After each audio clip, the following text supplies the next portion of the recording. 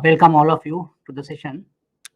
Now, today we are going to have the session number 3 for your diploma in portfolio and investment management course. Right. Last 2 sessions we discussed about risk and return characteristics of different types of assets, where we went through the physical type of asset markets and the mechanisms of several trade activities.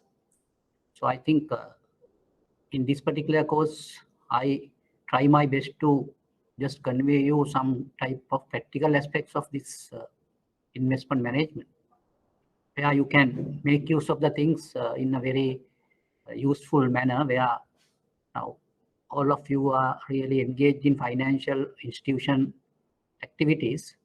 So I think any financial institution really wanted to have their value enhanced with different types of investments, and those investments to be done in order to have a optimum type of risk return trade-off. So in this particular management class, you need to just see how we can access the different types of knowledge bases, where we can understand how we can do this activity in a very effective manner. I just want to give you certain type of reviews for the last 2 sessions, where we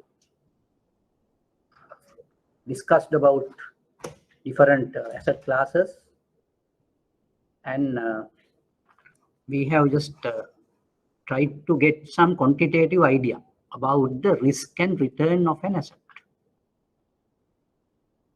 Basically, the assets can be divided into 2 different classes, where you can see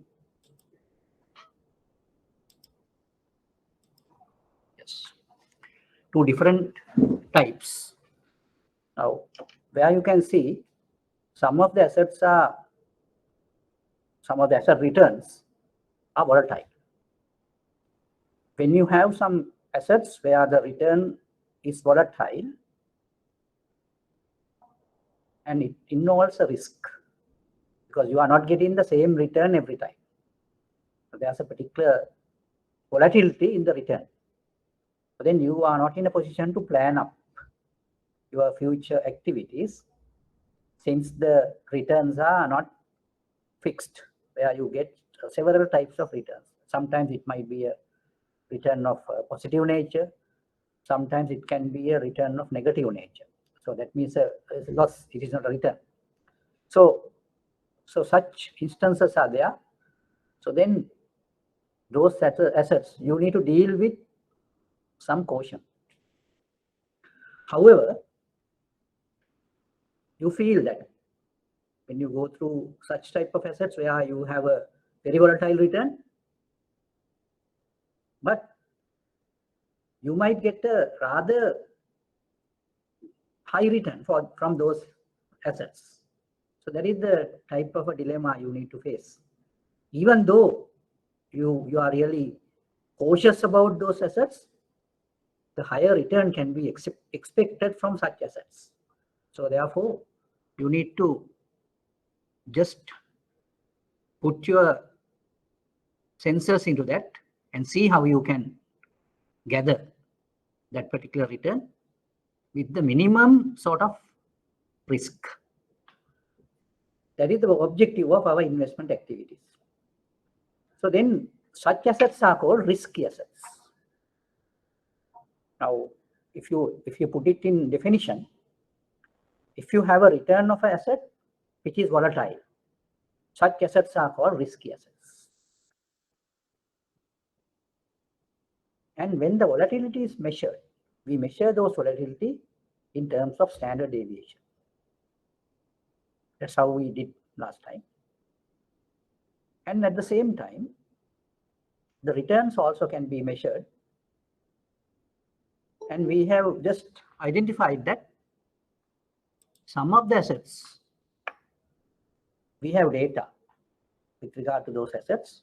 Basically, we have historical data. When we have historical data, it is little easy to arrive at certain return figures and risk figures where you have the data with you. But the issue there is our expectation or our intention is to see what would be the future return, what would be the future risk. That is our main concern. But with this historical type of data, though we are in a position to arrive at the return and the volatility of return with that historical data, it may not be that effective, because though we calculated those things and quantified those things and we got the historical return and the historical risk or the volatility, so that will not give us a real direction. So that is the issue with historical data. And there's only one assumption where we can consider the historical results as valid. In what circumstances? So you have an assumption. That assumption is that the history repeats.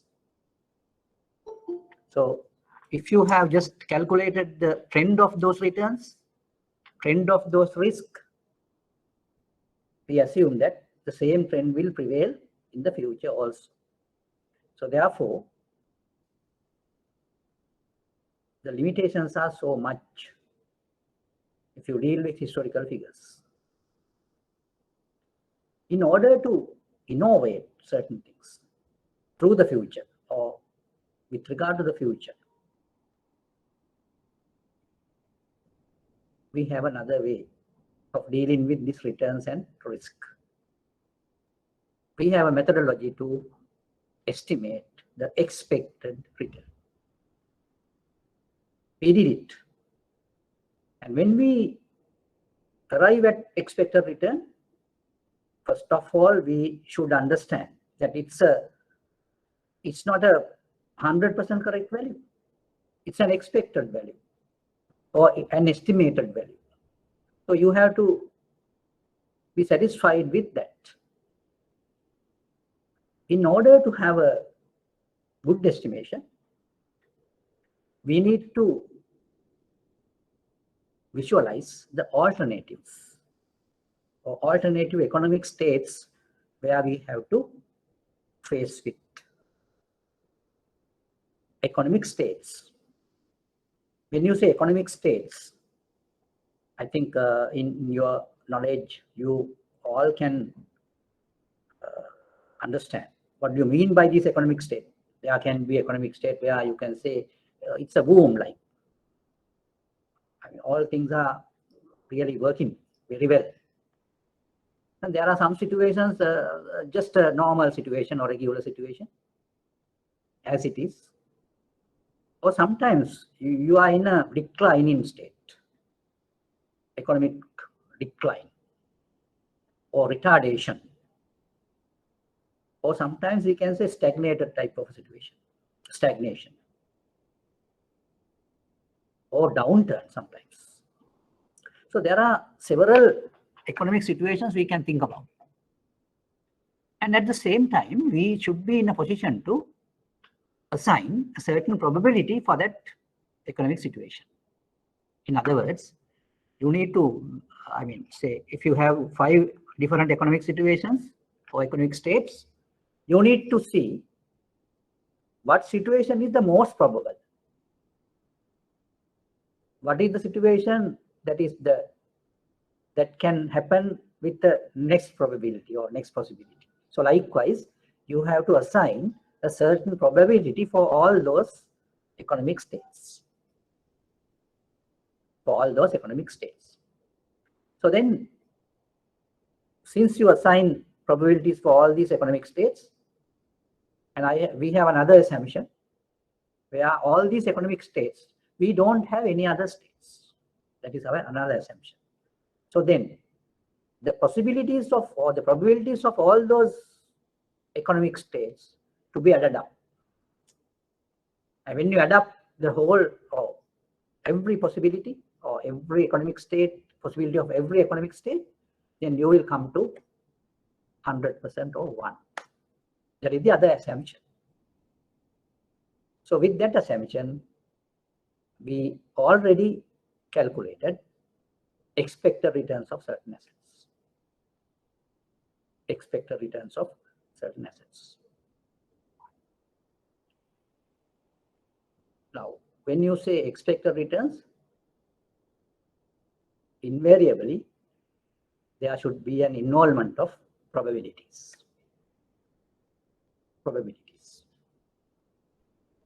So with the involvement of probabilities, you have to calculate the expected return. Now what we did was, because I just explained these things for the benefit of the people who joined, newly joined people, so they also can get a good understanding by just listening to these things. And if you have any question or any issue, you can ask the question. You can just send it through the chat or whatever, and we can really sort it out then and there. And I think that is the most important thing. I just want to tell you, because if you can clarify anything then and there, then there won't be anything in your mind with the burden. That if you have a certain type of confusion or whatever, you should not, take it long. So you need to just clarify it. Then you can have a burdenless mind with you. Otherwise, it would be little embarrassing and little really, you can say, you might have some stress. So you need to avoid that. Right. Anyway, now we talked about the expected return and how we can calculate the expected return. So because this is a very important point to note, the people, what they do is they just work out sums without having a certain sense. But what I advise you is to have a certain sense of it, and just realize why we do this.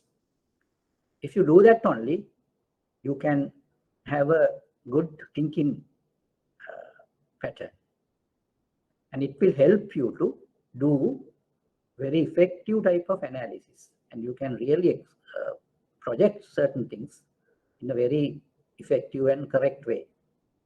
So that is what I want to tell you at this point. Right, anyway, now we just calculated those things. We calculated the expected return. Not only that, there have been several other things which we calculated. And at the same time, at the beginning, we just talked about the volatility of return. The volatility is measured through standard deviation. The volatility is measured through standard deviation. Now, when you say standard deviation, I think I just gave you the way it can be calculated, where for the historical figures, you just arrive at the average, and that average has to be deducted from each return and get the squares of that and get the average of those squares. Average of those squares. Now I am just talking about the historical figures, and you get the variance, and the square root of that would be taken as standard deviation. So we did that. We did that all. But if you have expected returns, there's another way of arriving at the variance. Now there what you do is you just deduct from each return the expected return which you have already calculated, and you have to square it, and it has to be multiplied with the respective probability. And the total is taken as the variance of returns, and the square root of that would give the standard deviation of return. So that's what we did. And there's another very important point to note. When you talk in terms of returns, now say if you take two assets, what would happen is the two assets will have a covariance, or the returns of two assets can have the variance. Covariance means those two returns are varying together. That is what you mean by covariance. So it's another factor we calculated, the covariance. The covariance factor also can be calculated in a separate way, and we discuss about that also. And with that, we arrived at another figure, another value called correlation coefficient. Correlation coefficient. Right? Those were the things, the technical things which we have discussed. In the meantime, we discussed about several other activities in the market. Today also, we continue with that. And I can just go into the last lessons, which we did.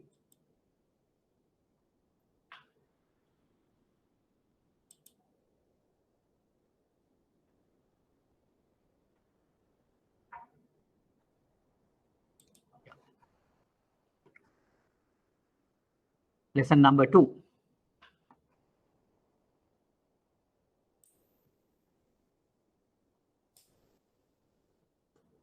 Right. Now we did this lesson last time. And I think we started this last time.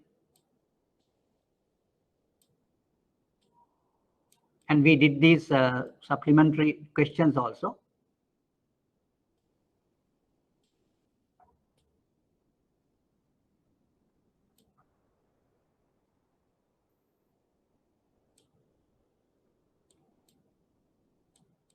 Right. Anyway, now we will see how we can really work it out. Now, before that,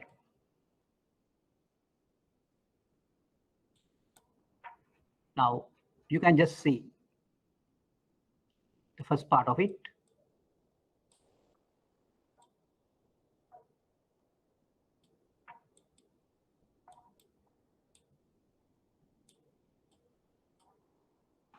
Now, up to this particular class, from the first session, we discussed about returns and risk of individual assets. Then we come to the two asset portfolio. That is the most simple portfolio you can take into consideration. So there, you can just see if you have two assets A and B in a portfolio. Now it forms a portfolio with a weight of W1 and W2. So the return, the asset A and B's returns are taken as R1 and R2. Then we can say the portfolio return is R is equal to W1 R1. That is the weight of R1 or weight of A, and its return is R1, W1 R1 plus W2 R2. So it's a very simple form, and you can just see the W1 plus W2 can become 1. If you have three assets, the same thing happens. So then you have to say R is equal to W1 R1 plus W2 R2 plus W3 R3. So that is how the three asset portfolios return can be calculated. And at the same time, if you say 4 assets are there, then you do the same thing for 4 assets. And if you have 4 assets, then you get W1, W2, W3, and W4 as weights of these 4 assets. Okay. So that is what we discussed in the first part of the lesson. And but when you go into the risk of a portfolio of 2 assets, that is little challenging than calculating the return of a portfolio. Now we are going to calculate the risk of a portfolio, and there you need to have some values calculated beforehand. Now, if you have A and B assets, in order to calculate the standard deviation of the portfolio or the both assets, you have to get A assets standard deviation or the volatility, B's volatility, and the covariance of returns of A and B. All these things you need to identify in order to get the risk of the portfolio calculated. So excuse me, sir. Yeah, why are we using a weight? Yeah. Weights. It's like this. That's a good question, because I think that type of questioning is very necessary. So I really appreciate your question. Now the weights means, now say, for example, say, now I can give an example. Now you have two assets A and B. You mix it. Now you have A to the value of rupees, say, 10 million, right? You have B to the value of 20 million.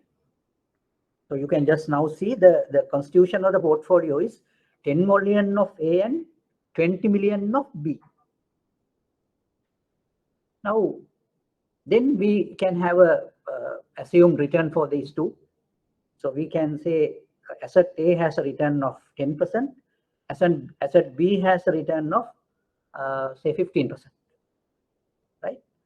So now our task is to calculate the return of the portfolio constituted with asset A and asset B.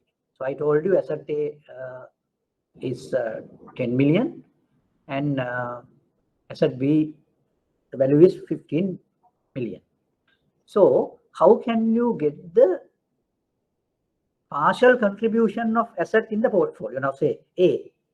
Now what is the weight of A in that portfolio? So A has 10, B has 15. So 10 plus 15 is 25. So 25 out of 10 is the weight of A. So that is 25 out of 10 is 2 over 5. 2 over 5 is for 40%, is it? 40%. So in that particular portfolio, in my example, A has 40% and B invariably has 60%, because I told you it is 15. So 15 over 25 is 3 over 5. 3 over 5 is 60%. So those are the two weights. Then when you calculate the return, what you have to do is you have to multiply the return of A with its weight. Its weight is, in this particular case, the weight is 40%. So 40% into the return of A plus 60% into the return of B.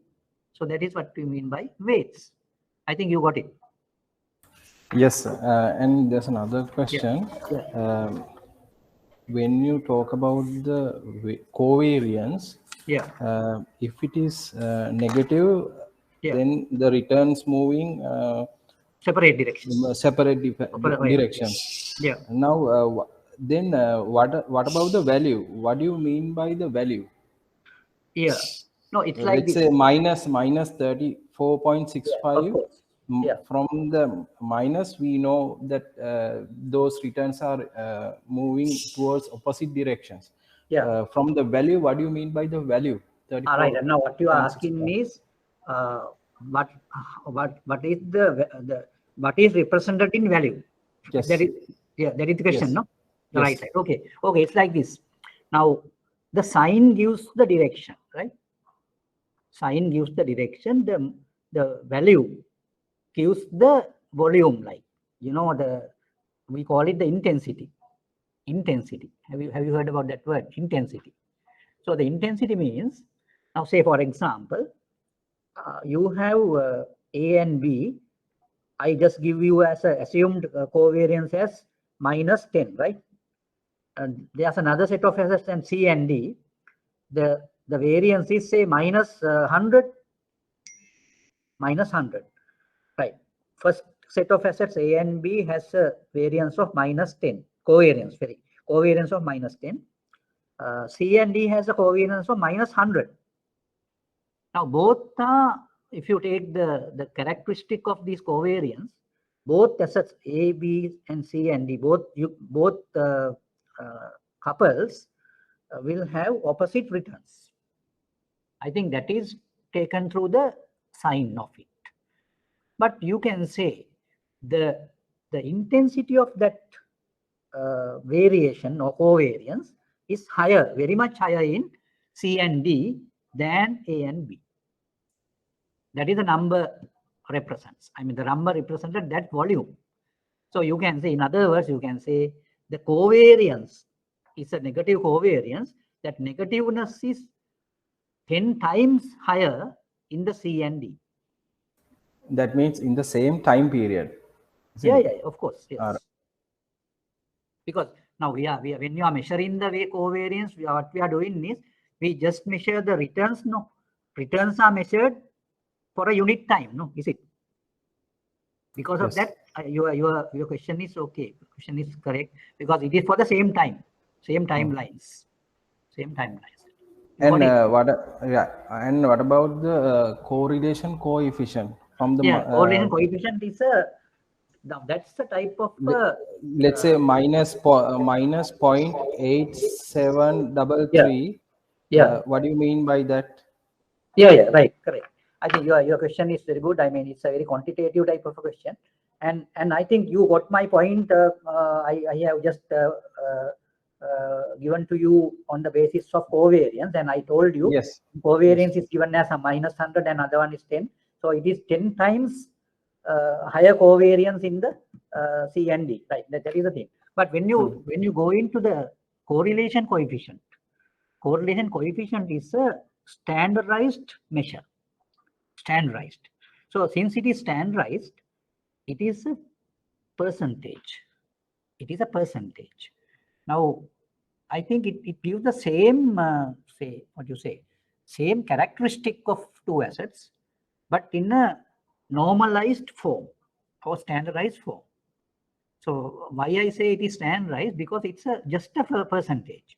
Now, for example, now if I say the correlation coefficient is 0.87 plus, right? 0.87 plus, positive. So then is it a percentage? 0.87 means, is it a percentage here? Percentage, yes. 87%. 87%. We have to multiply it by 100. 100, yes. 87%. 87%. So when you say 87%, the meaning is if you have positive 87%, it means assets A and B are correlated at 87% positive. There's a correlation of 87.87% positive correlation. There's a positive correlation of 87 between A and B. That is what it means. Now, when you say 100% correlation, there are situations like that also. 100% correlation means it's a linear relationship. It's a linear relationship. That is what you mean by 100% correlation. So when you say 87% correlation, it is a significant correlation. Got my point? Because that significance, like things can be measured only through the correlation coefficient. That is why we have invented the correlation coefficient, and it's a normalized, standardized coefficient. And we can just rely on the percentage. Yes. Let's say there's for one portfolio there's a correlation of 0.87 minus 0.87, and there's another one with minus 0.2, right? Then what is the most efficient portfolio to be selected by us? No, it is like this. Now this the correlation coefficient gives you an idea about the correlation of returns. Now, if you have a correlation of 0.87, that is 87% correlation, that means when one asset rises, one asset return is increased by something, the other asset return increased by 87% of that. Towards opposite direction, is it? No, it is not opposite. No, if it is a plus fund, same direction. It goes to the same direction. If the coefficient is positive. Positive. If it is positive, right. both goes in the same direction. If it is negative, both goes in different directions. If one is increased by some amount, the other one is increased by 0.87. 0.87 of that amount. Yes. Meaning 87%. Yeah. Right. If it is minus also, the same thing happens because it goes to the other way. Other way around. All right. Right. And I can just give another very good point here. Now, when you have a correlation of 0.5 or higher, we call it a significant correlation. Significant correlation. Significant means, now, if there's a correlation, now that is a very important analytical point. So that is why we do this measure. 0.5 means, is it minus or positive or negative? Plus or minus, whatever it is, significant. Now if you have a positive 60% correlation coefficient, we can say there's a significant positive relationship, right? When you have a minus 60% correlation, we can say there's a significant negative relationship. Get my point? Yes. Whatever it is significant. Either positive or negative, it is significant. So you go by the number.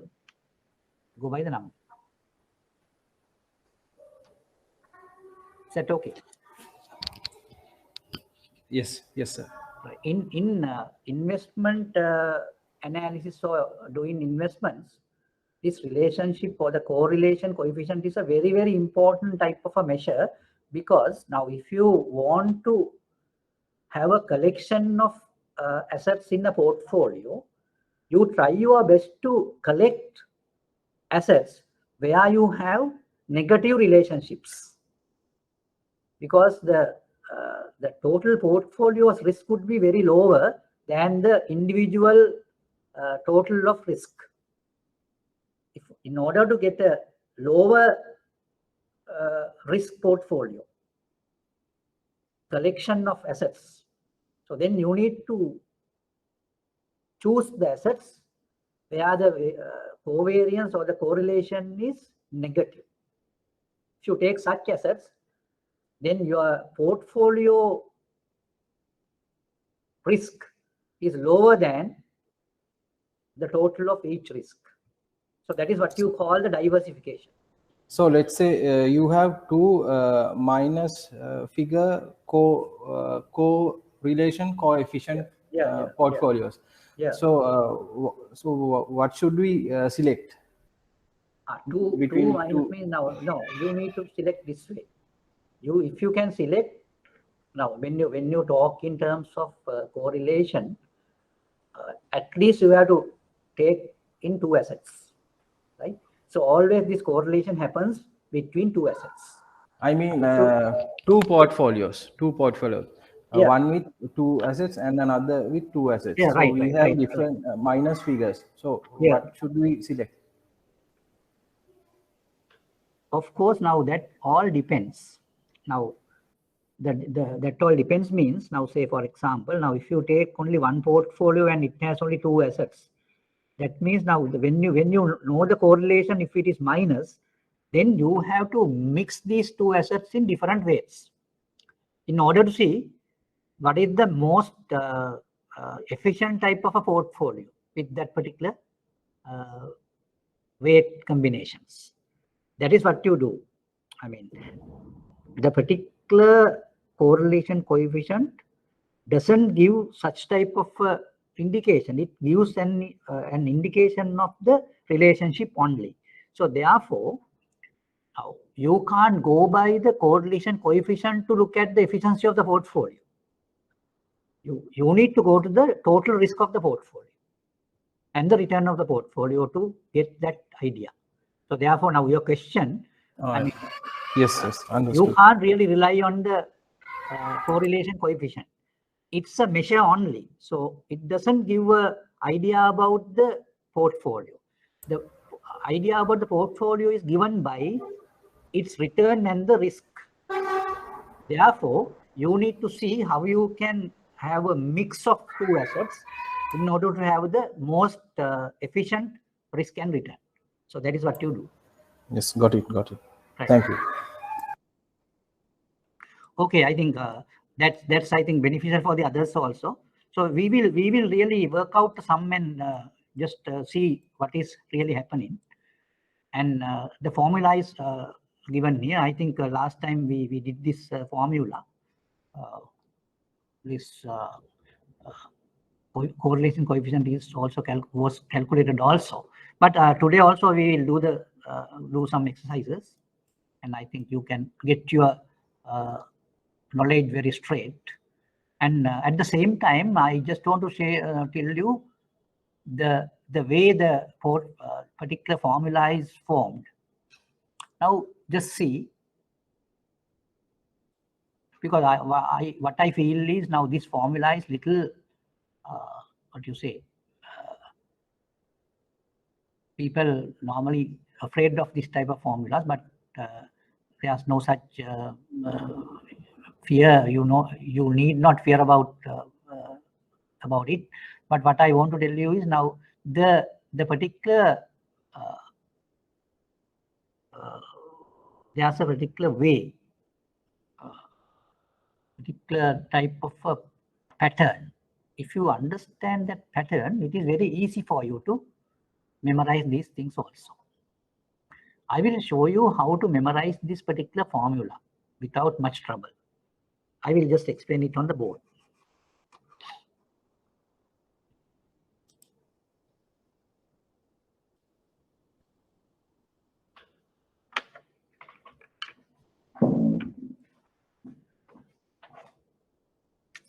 Now I am taking assets A and B. I will say the risk of asset A is sigma A, risk of asset B is sigma B, and return of asset A is RA, return of asset B is RB.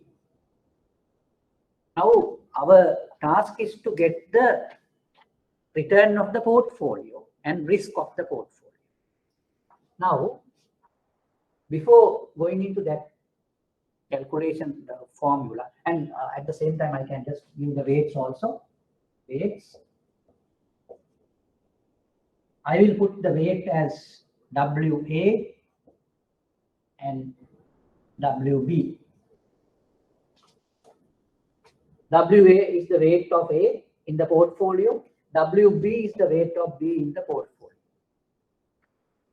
Don't forget about this.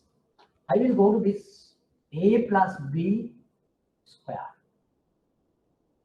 A plus B square. I think in your 8th standard or 9th standard, you did this for mathematics. Right? A plus B square. Now, what is A plus B square? If you expand it, A squared plus 2AB plus B square. I think that is very simple. A plus B into A plus B. A plus B squared is that, no? Then A into A is A squared. A into B is AB. B into A is also BA or AB. Then you get 2AB in the middle. And the last term is B squared. Just look at it. I think you all can remind what you have learned in your 7th or 8th standard, if I remember correct. Okay. So this is the complete square of this particular statement. A plus B square is given here. And at the same time,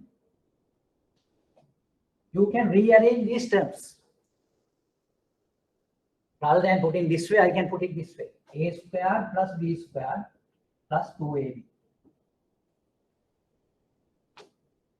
Okay. Right. Now, in the same manner, Now I will just show you the portfolio standard. First, I just want to give you the portfolio standard deviations formula. So that is the difficult one. No? I just want to give you a methodology or a certain way of memorizing that without much issues. Now you see, in this particular thing, you get a square term at the beginning. Square term at the beginning. Now how that term forms? So that comes with WA sigma A. WA sigma A. WA is the weight. Sigma A is the, sigma is what? Sigma is the risk of that asset. Asset is risk is sigma A. So then you take WA sigma A. So what you do is you get the weight of the asset in the portfolio and multiply it with the sigma, the standard deviation. Then it is WA sigma A. I will put it this way. WA sigma A. Then if you take the other asset, that is asset B, there you get WB sigma B.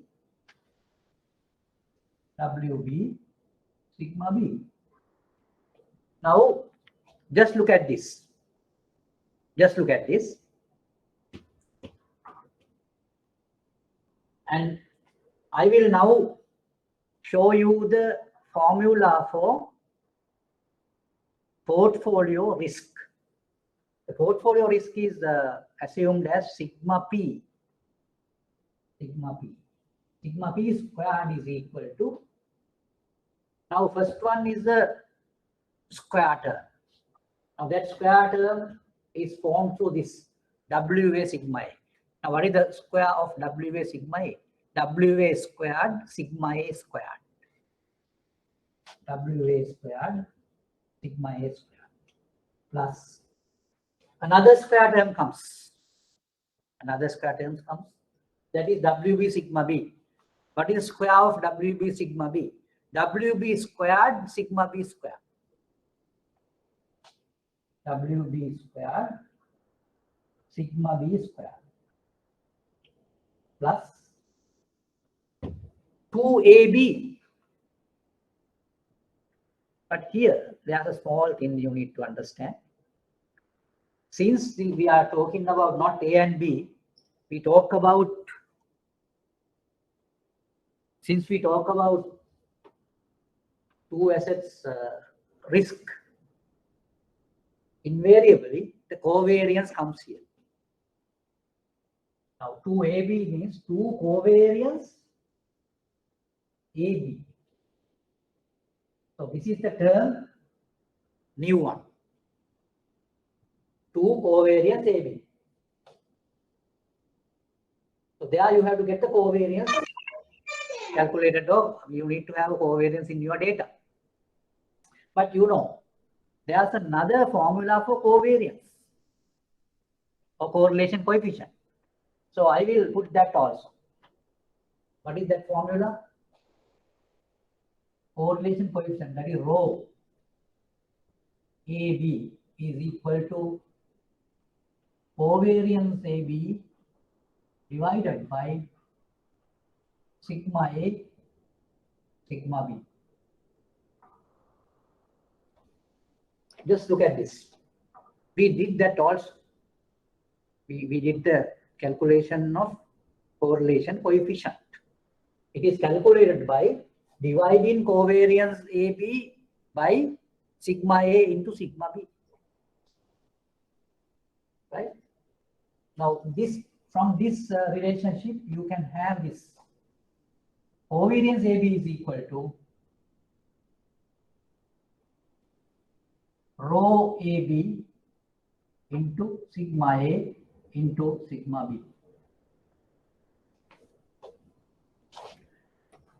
Covariance AB is equal to rho AB into sigma A into sigma B.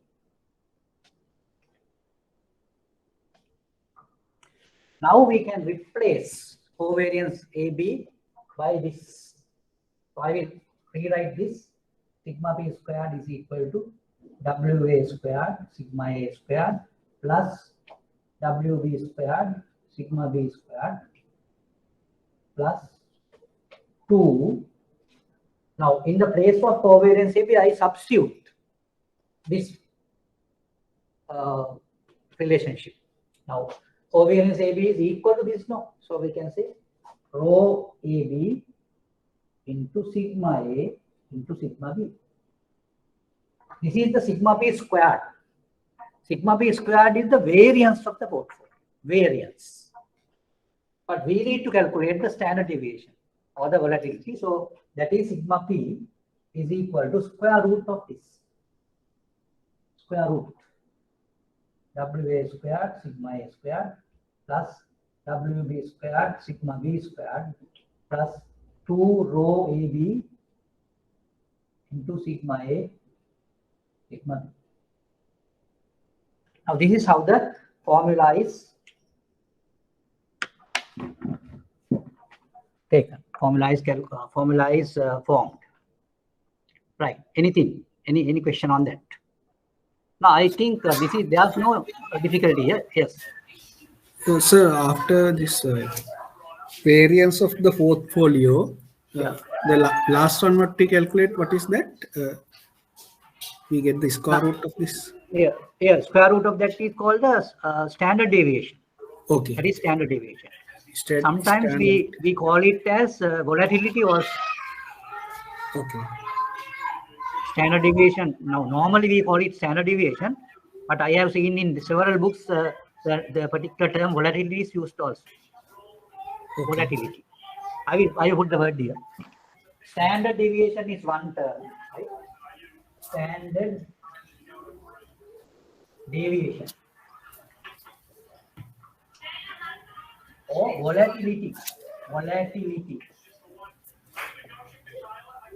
Now in English we say volatile. Volatile means very much moving. Volatile. Now, volatility is the term here. Either volatility can be used or standard deviation. The same. And sir, what about risk? Are we can we refer it as risk also? Yeah, that is the risk.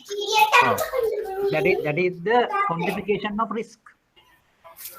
So in other words, in the quantification form, risk is equal to the standard deviation or volatility. You got my point? When you talk in terms of portfolio risk, now portfolio risk is equal to the portfolio standard deviation, or sometimes we call it portfolio volatility. Okay. Right. I think now I want to just stress here the particular formula, the formation of the formula.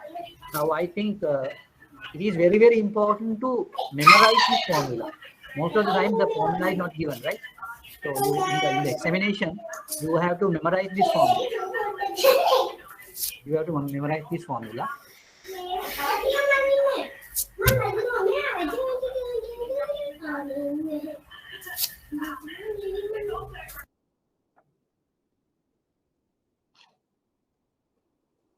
Right. Okay. Now, when we do the calculations, you have to be careful about how the formula is really taken in. And at the same time, now we talked about the way of calculating the risk of the portfolio with two assets. Now, there's a way of calculating the risk of a portfolio of three assets even. Not only three, even 4, 5, 6, whatever the number of the assets in the portfolio, you should be in a position to calculate the portfolio risk. I will show you the way it can be calculated, because now since you are specializing in portfolio management, this is only one subject you are doing. So therefore, you need to have that knowledge. That is what I want to tell you. So anyway, now this is for only two assets. If you have three assets, what will happen? Right. Now, this is a very important point to note. So just look at it. If you have 3 assets, now when you have 3 assets, tell me how many correlations will be there. I will just expect an answer from you. If you have 3 assets, how many correlations formed there? Or I can say couples. How many couples are there? 3 assets. How many couples are there? Just tell me the number of couples. Is that question clear? Is that question clear for you? Yes. Yeah, there will be 3 couples. Yes. So can you, if I say the 3 assets are A, B, and C, tell me what are the 3 couples?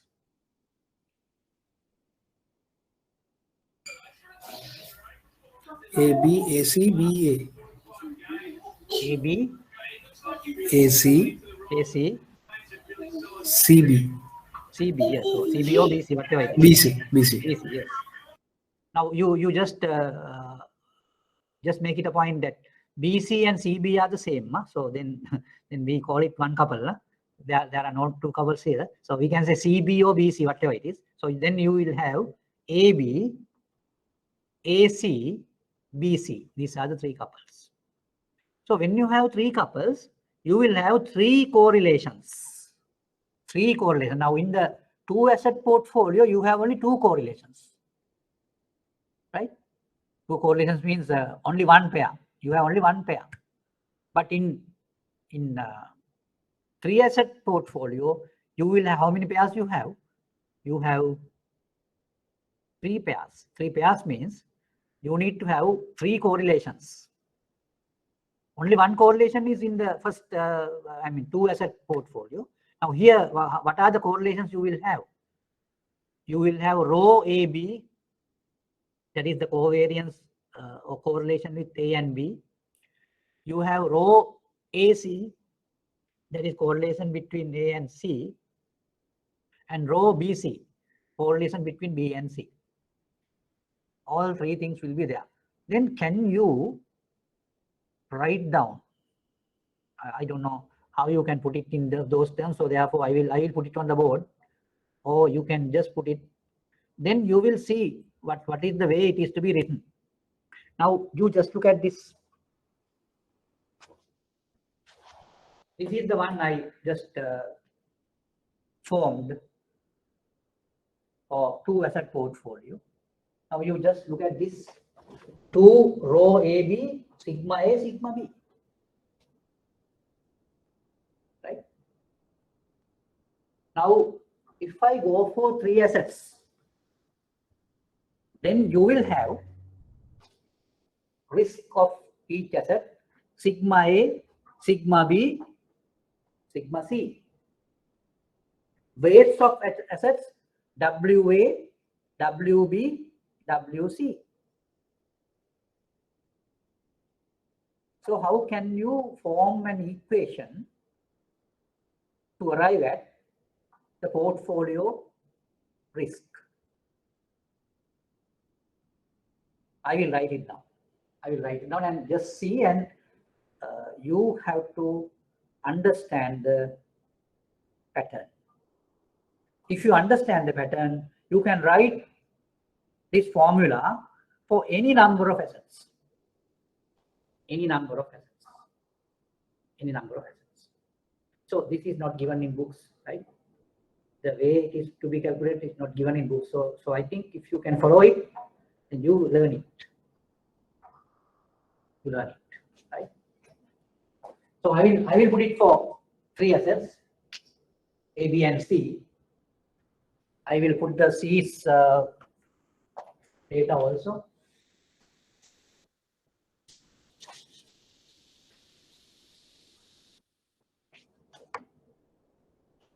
C. Sigma C, RC, WC. Right? Now I will write down the formula for the calculation of portfolio risk of a portfolio which contains 3 assets, A, B, and C. I will write, start from here. Sigma P is equal to square root of W A squared sigma A squared plus WB squared sigma B squared plus WC squared sigma C squared. Since there are 3 assets, you will have 3 square terms, 3 square terms plus 2 rho AB sigma A into sigma B plus 2 rho AC sigma A into sigma C plus 2 rho BC sigma B into sigma C. Now this is the formula for the risk of 3 assets portfolio. Okay.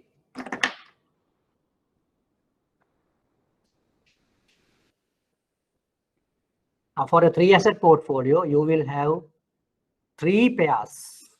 3 pairs. If I ask another question, right? So this is an interesting thing if you put it in a correct way, right? So when I say, right, I'm just asking a question.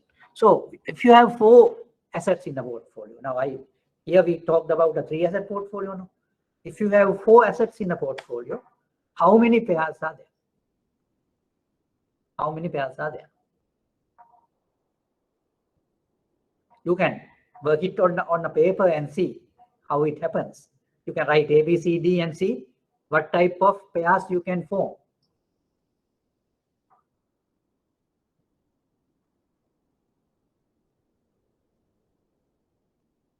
Yes, Samit. Just try and see. What is it?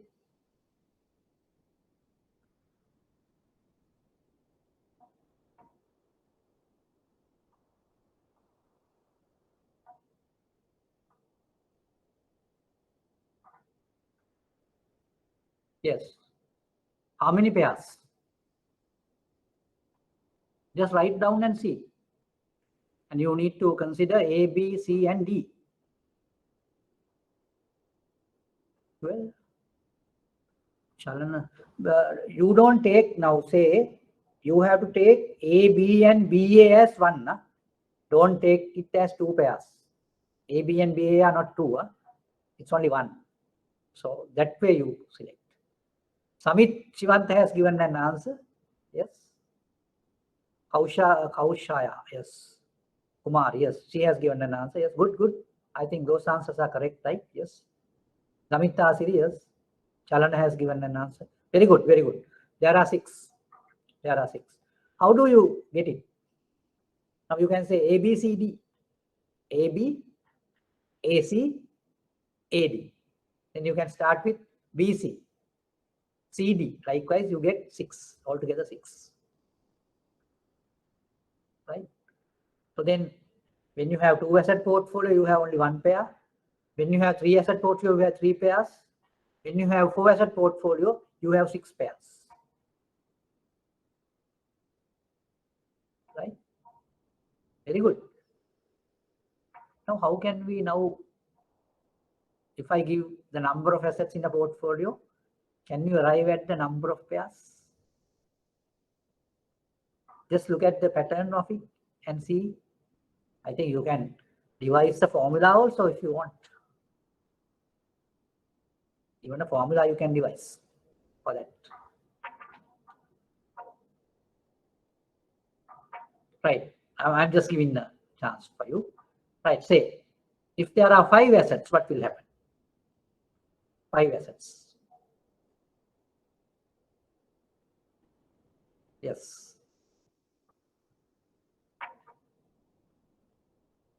If there are 5 assets,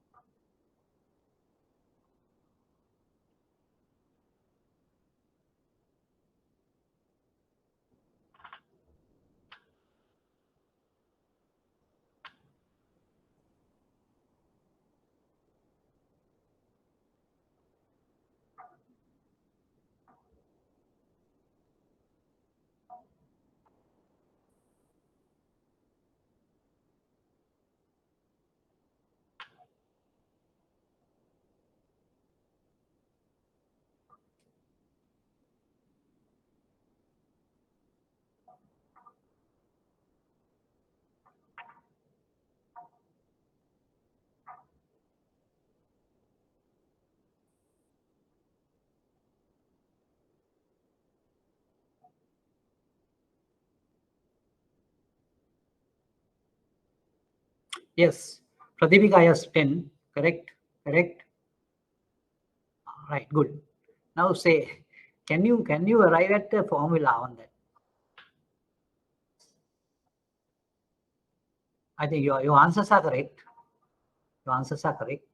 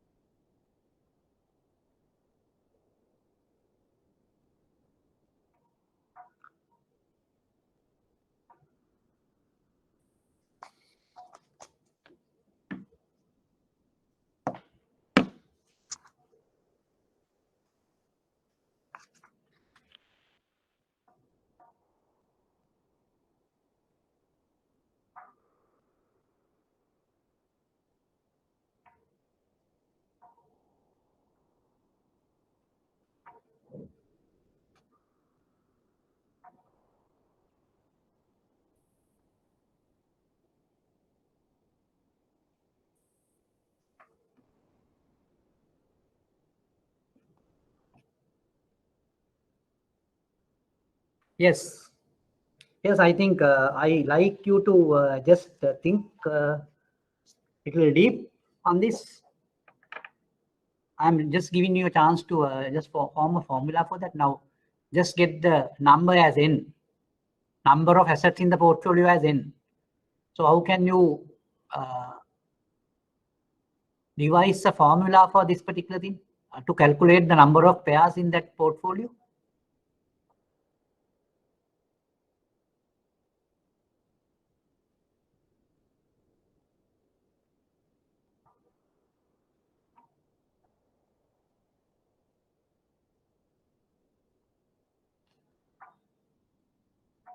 Yes.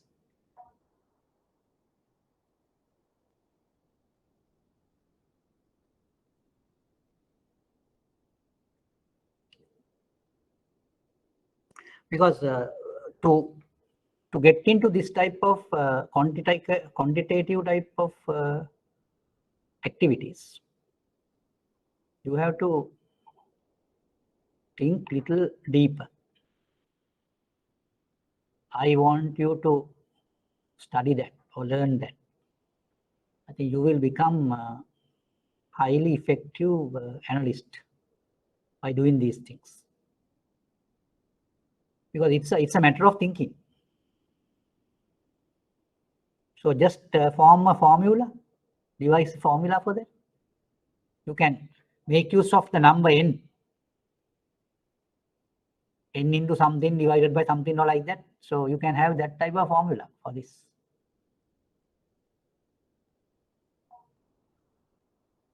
I really appreciate if even one of you can do that.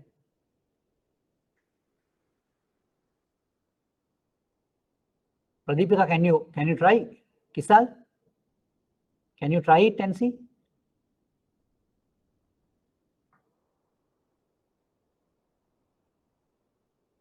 Even if you can't write it down, you just tell me, or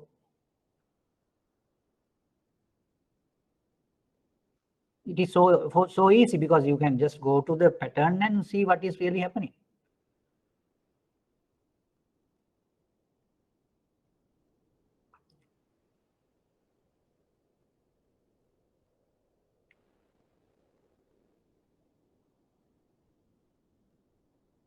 Yes. Yes, come on. I think Kisal can do it. Pradeepika also can do it. Ruchira, you all can do it.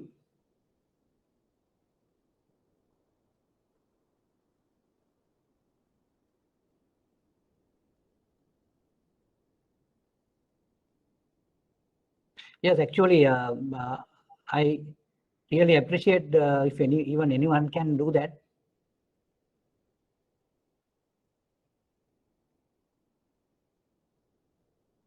Because now you need to see how you arrive at that figure.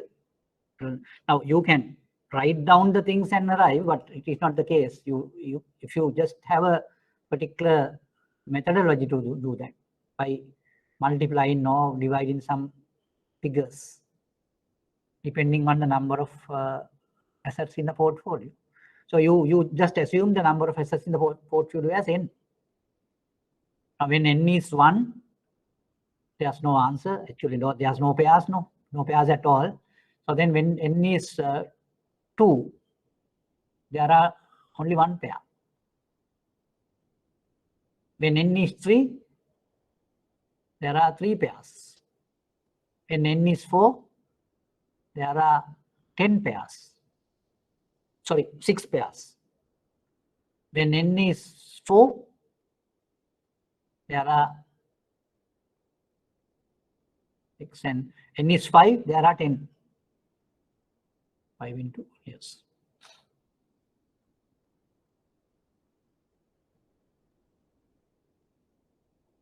Right, I think I just ask you to do it later, because you can think about it and just give it. And the identification of pairs also can be done in the same way. And I will just show you that also, because yeah, you have to develop a thing called variance covariance matrix, right? Variance covariance matrix. I will show that.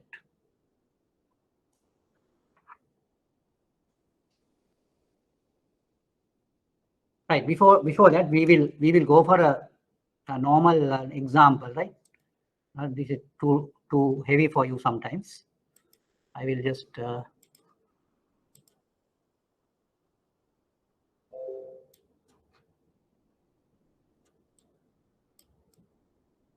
right now. This is the one device for the 3-asset portfolio. In a similar manner, this relation can be extended to determine the risk of a portfolio with n assets.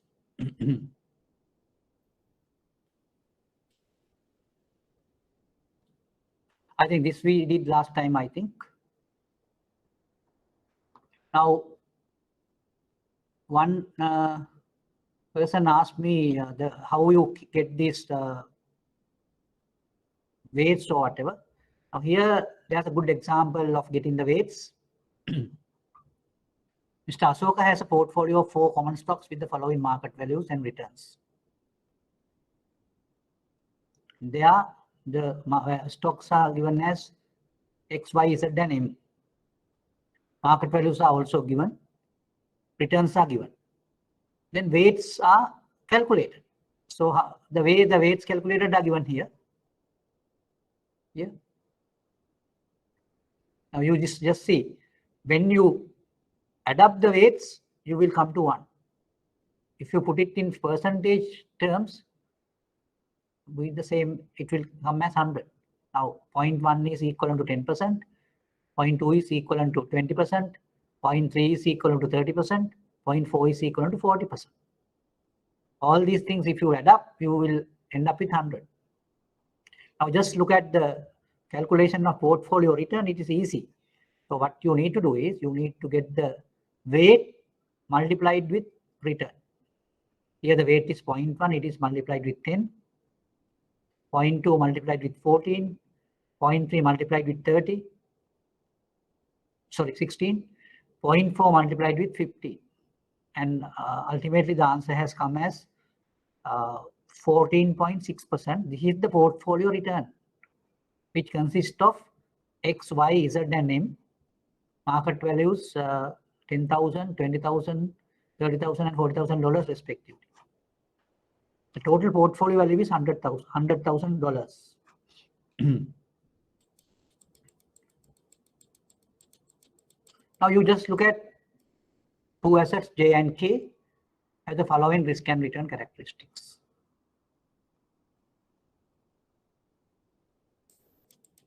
Now there, the returns are given. The return of J is 18%, return of K is 14%, and risk of J is 25%, risk of K is 20%. So rather than giving that as risk, what we call is sigma J. Sigma is the standard deviation. Sigma K is the standard deviation of K. Rho JK is the correlation coefficient between J and K. That comes to minus 0.2. Right. And portfolio, there are two portfolios taken as A and B. Portfolio A has a weight of 50-50. So 50% of J and 50% of K mixed and form the portfolio A. 40% of J and 60% of K mixed and form the portfolio B. Now you are asked to calculate the portfolio returns. Now it is given here. In the example it is given. Now how the portfolio return calculated? Portfolio return R, return of RA, portfolio A is equal to expected return of J into weight. What is the expected return of J? 18%. 18% into weight is 50%, that is 0.5. Expected return of K is 14%. 14 into WK, that is again 50%, that is 0.5. When you work it out, you will arrive at 16%. So this is the portfolio return of portfolio A. 16% is the return. Then portfolio B's return is, it is also calculated in the same manner. ERJ into WJ. ERJ is in the portfolio B, it is 40%, and that is 0.4, and return is 18. And in the next one, that is K, the return is 14 and weight is 0.6. It comes to 15.6. Now you can see, if you compare these two portfolios, portfolio A has a higher return than portfolio B.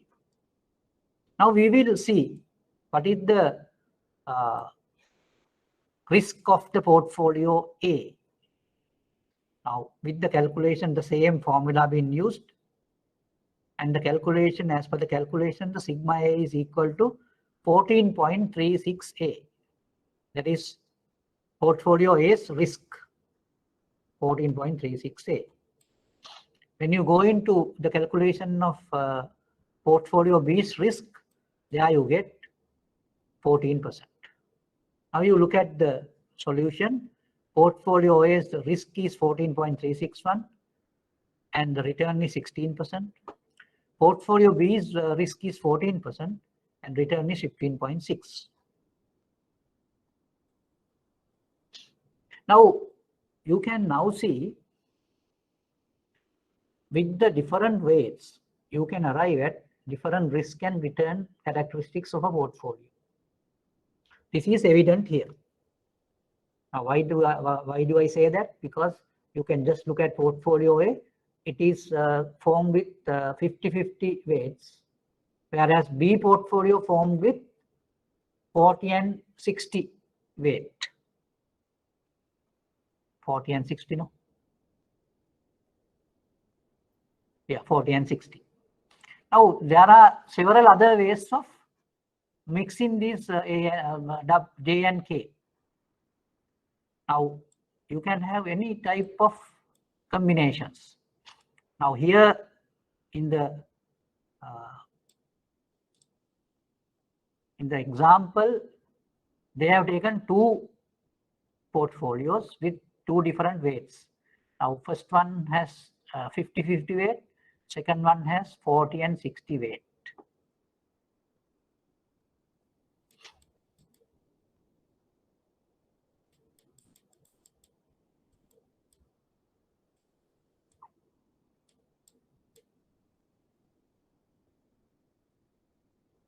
Right.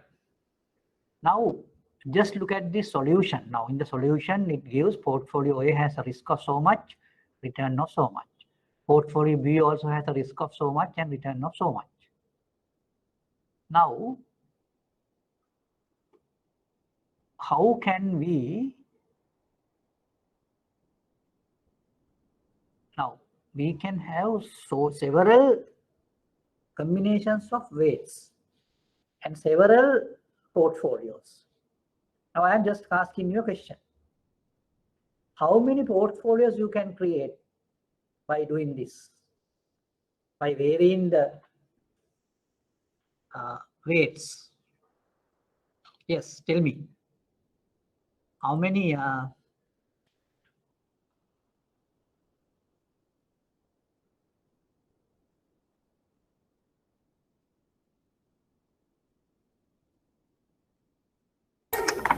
Yes, sir, you can create many weights. yes, many portfolios. How many? Many portfolios by using several other. Can't you give a number? It's number of n. Huh? Can't you give a number? Number of n. Yes, you can't give a number. You can't give a number. We call it infinite, infinite. Yeah. Infinite, yes. There are infinite combinations of weights. Now, some might think that there are only 100 or so, but it is not so, because you can have points also, no? Now, either you can have this way also. 10.5, 89.5. So that is another way. So likewise, you can have several ways of combinations, and that you can't limit. There are infinite number of portfolios, and there are infinite ways of having risk and returns. Right. Chalana has given, no, not NCR. Wait. N divided by 2 multiplied by n minus 1. By 2 multiplied with n minus 1. Yes, yes, correct. That is correct. That is correct. Good. I think I really appreciate your attempt, right? Now, if a person is having a mathematical knowledge up to advanced level, I think they must have done it. But even for other people, this is a challenging one. Anyway, good, very good. I think most of other people also can think deeply and get this type of a thing.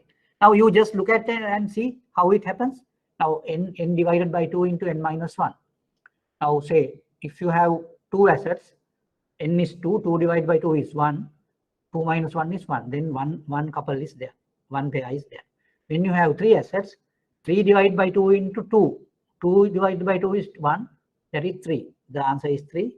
When you have n is 3. When n is 4, answer will be 4 by 2 divided by into 3. 4 by 2 is 2, 2 into 3 is 6. So when you have when you have 4 assets, there are 6 pairs. When you have 5 assets, 5 divided by 2 into 4, that is 20 by 2, that is 10. When you have 5 assets, then when you have 6 assets, 6 into 5 divided by 2, that is 3 into 5, that is 50. So I think you are getting it. Very good. Chalana's attempt is good. Even others can do that, but Ruchi, no, not NCR. So just look at it and see whether NCR really tallies with that.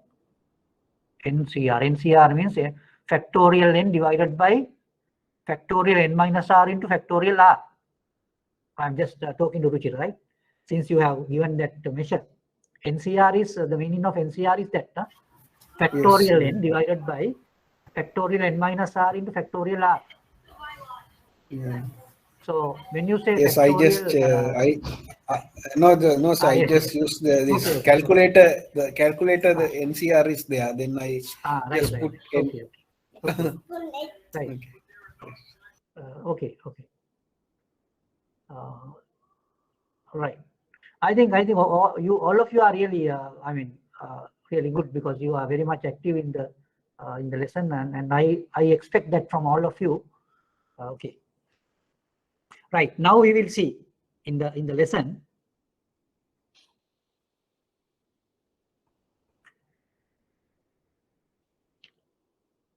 Now you realize that many number of infinite number of weights can be combinations can be formed, and we can have infinite number of portfolios, risky portfolios. Now with that, we have created this graph. Now in the creation of this graph, you should understand the graph has two axes. The horizontal axis represented with total risk or sigma. The vertical axis represented with return, expected return. So you can just see the risk and return are given here for only for two portfolios, but you realize that there can be several portfolios of this nature, and you will have several pairs like this.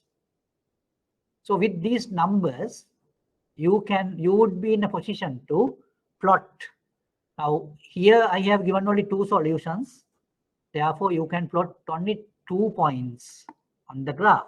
But if we have assumed several portfolios, now I have assumed here there are 1, 2, 3, 4, 5, 6, 7, 8, 9, 10, 11.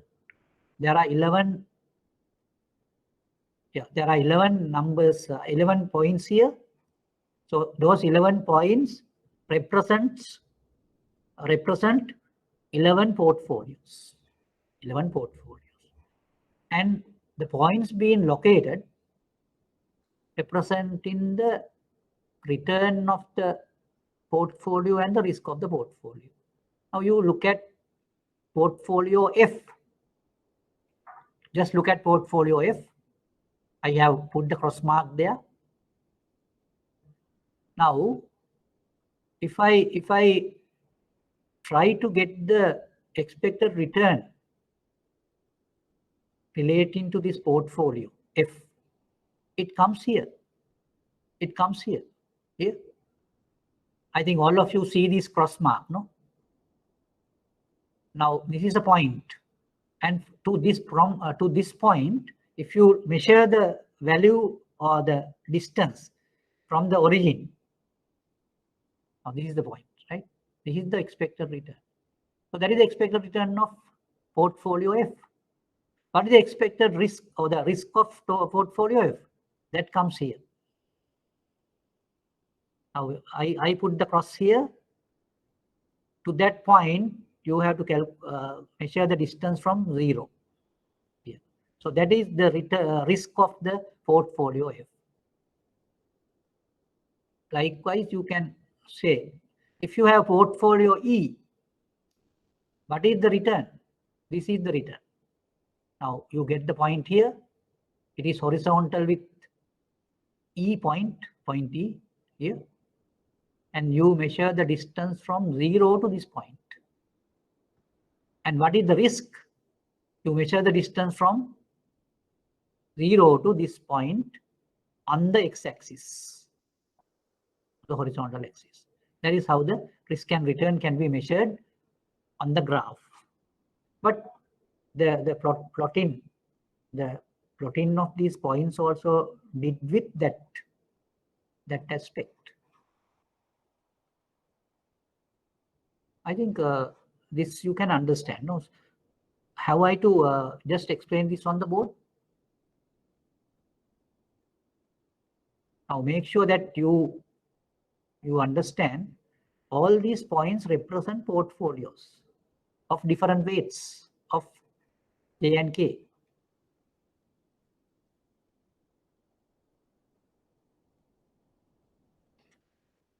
Now, if I do several combinations of portfolios, so then you have to have infinite number of portfolios, so you can have infinite number of points here.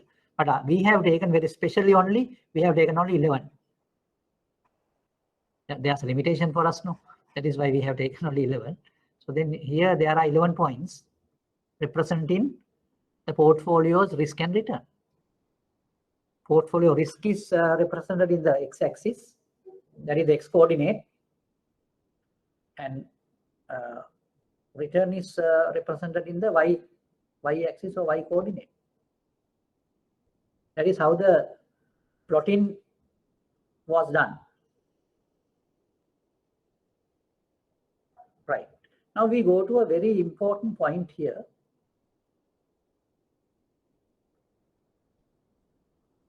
Now, irrespective of this one, so we can have another situation also, infinite situation. And you look at this. Just look at. So there's a particular boundary, you can see a boundary on these points. Now, out of that line, the boundary line, just like in the cricket ground, boundary line is there. Out of the boundary line, there's nothing, right? So this boundary line is known as the frontier, efficient frontier. The boundary line is the efficient frontier. I will show you the specific nature of having a particular point on the efficient frontier. Now you can see how many points are on the efficient frontier. Because I want to check your understanding, right? So give the answer. How many points are on the efficient frontier? How many points are on the efficient frontier?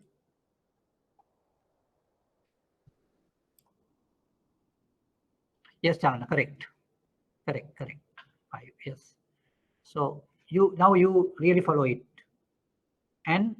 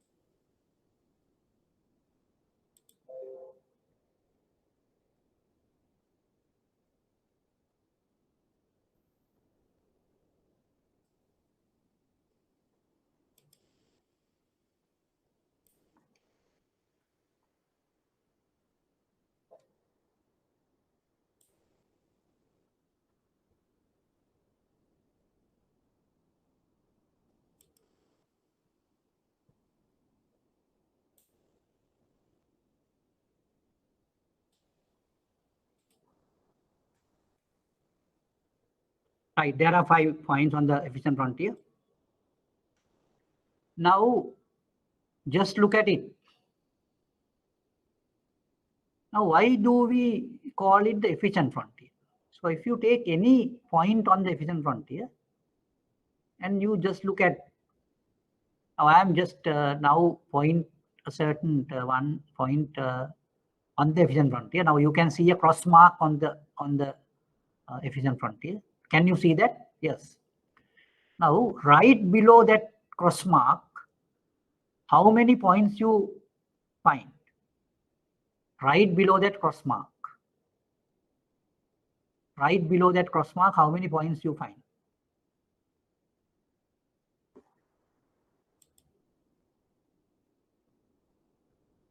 Yes, Darshan. Now I am asking another question.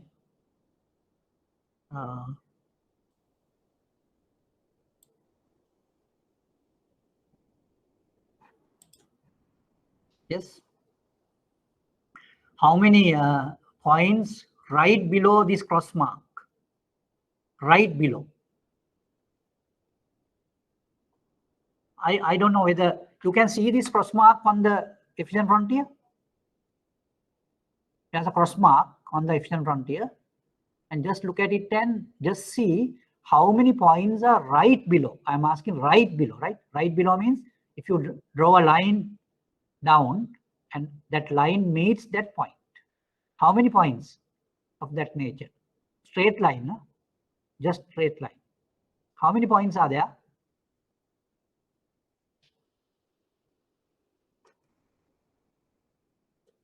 Yes, only 1 point. Yes, only 1 point.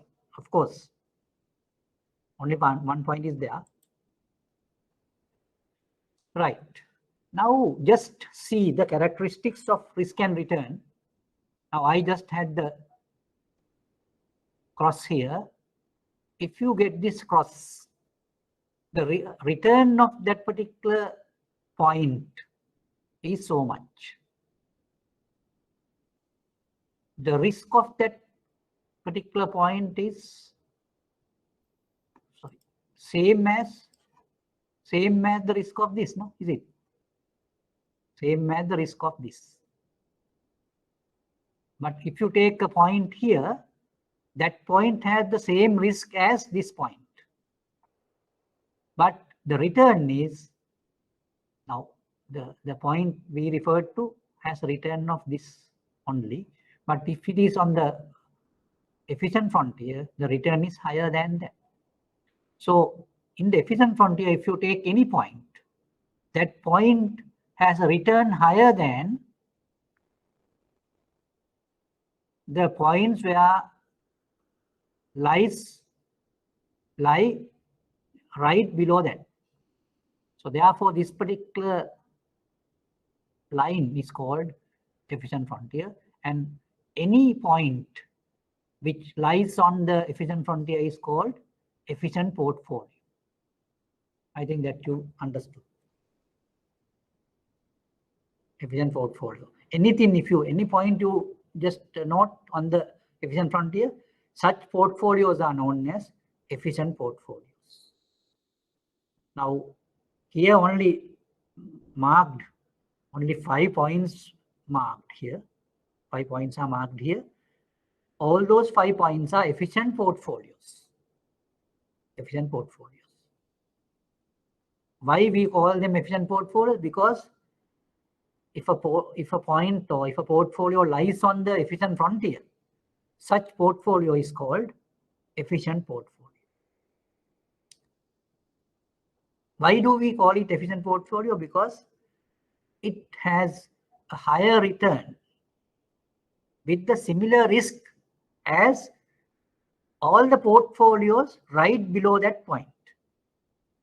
Therefore, that particular point is known as the efficient point. All the points with efficient portfolios will form the efficient frontier. Okay, what I feel is now you realize what it is.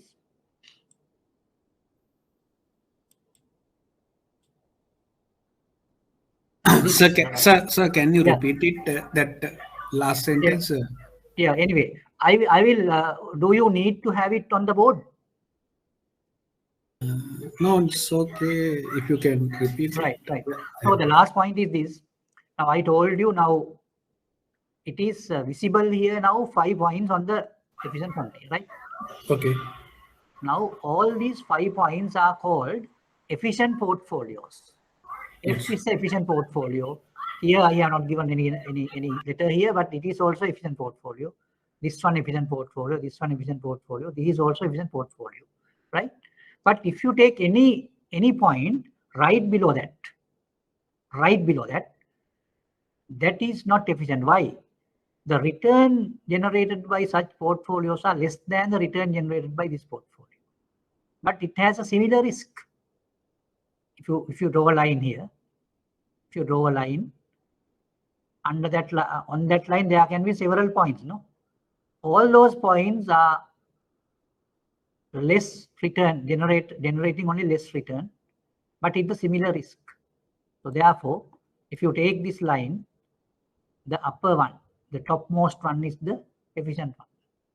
I think that is understood, no? Is it? Yes. Right. So that is how this efficient frontier is formed. Right, now we will go to the very important theory. We call it Markowitz theory. Actually, this person is now very old. Even still, he delivers lectures in some international forums. He happened to just follow one of his lectures last year in the month of October. So this person actually now he invented this theory, Markowitz portfolio theory. Now, these are the assumptions under this theory, and this optimum portfolio or this efficient portfolio is known as a Markowitz portfolio. The investor seeks to maximize the expected utility of total wealth. So these are the assumptions coming under his theory. All investors have the same expected single period investment horizon. Investors are risk averse. Risk averse means the investor needs to have return with the minimum risk. Now it is like this. Now say he has been offered with say two assets. One asset has a return of 10% and a risk of 5%. The other asset has a return of say same 10%, because in order to just explain this, but has a risk of 8%. So he would select the asset with the lower risk. So that is what you mean by risk averse. That is what you mean by risk averse. Then investors base their investment decisions on the expected return and standard deviation of returns from a possible investment. Now, the fourth assumption is all investors basically take their decisions on the basis of expected return, where we have already measured, and expected risk or the standard deviation of returns from a possible investment. And assumption number 5 is perfect markets are assumed. Now, what do you mean by a perfect market? Perfect market is a market where you don't have any taxes and there's no any transaction cost. Such markets are called perfect markets. Now, in the market, what happens is you have sales and purchases, or buyers and sellers. There are buyers and sellers. Now, that is what the market called. Now, if there's a market, no taxes are there and no transaction costs are there.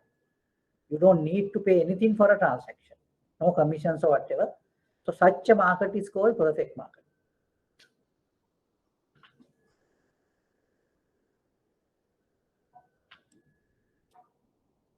Now, with all these assumptions, investor will want to hold a portfolio somewhere along the efficient frontier. The exact location depends on the investor's risk return preferences. Now, it is like this. Now, most of these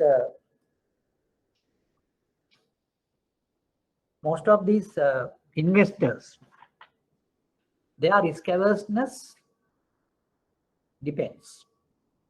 Now, some investors like to have a particular risk for a certain return, and another type of investor, they are not very keen on having a return, but they are very much concerned about the risk. So therefore, as per the culture of the investors, the risk return characteristics they prefer will differ. Therefore, when different investors select their portfolios, it might lie on any place on the efficient frontier. But that particular one should lie on the efficient frontier, where it will generate optimum return. So investors are keen on that. Then we go to another theory called capital market theory.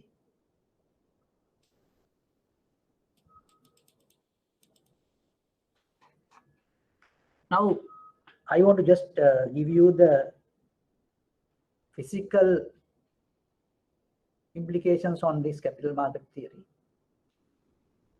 Now, when institutions invest, if you take a bank into consideration, they are very risk averse and very, but there's a particular term we use, prudent.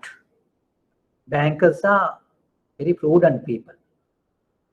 So they like to take a risk, but they like to take only a calculated risk. So therefore, they try their best to minimize the risk of their operations and try to show that they are generating return for minimum risk. That is what you call risk averse.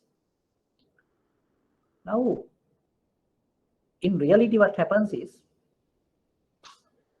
they try to see how they can do that. So therefore, they don't just merely invest in risky assets. They all know risky assets only generate substantial amount of return. But what they do is, to be on the safe side, what they do is they mix into their portfolio not only the risky assets, the risk-free assets also. What do you mean by a risk-free asset? Risk-free asset is a particular asset where it doesn't have a default risk. But even sometimes you find some assets where you can't see any default risk there, but there can be any other market risk or whatever it is. But when a risk-free asset is defined, the definition is given to avoid any such risk into that asset. So therefore, the assumed risk-free asset doesn't have any risk, either market risk. So therefore, we assume a 1 month treasury bill risk, 1 month treasury bill rate as the risk-free rate. Why so? Because 1 month is a period, it's a very short period in the case of a financial asset. And at the same time, treasury bill doesn't have a default risk at all because it's a government security. So therefore, we assume 1 month treasury bill rate as the risk-free rate. I think I just showed you through a yield curve how can we arrive at 1 month treasury bill rate. Now, I will just show it again in order to give you a clear understanding about it. And this risk-free rate is normally denoted as R. Denotes as R. Now, R is the risk-free rate. So that variance R is 0. Why we say that? If it is risk-free, the meaning is there's no change in the return. It would be fixed. So therefore, there's no variance at all. Variance is 0. That is why we call it a risk-free.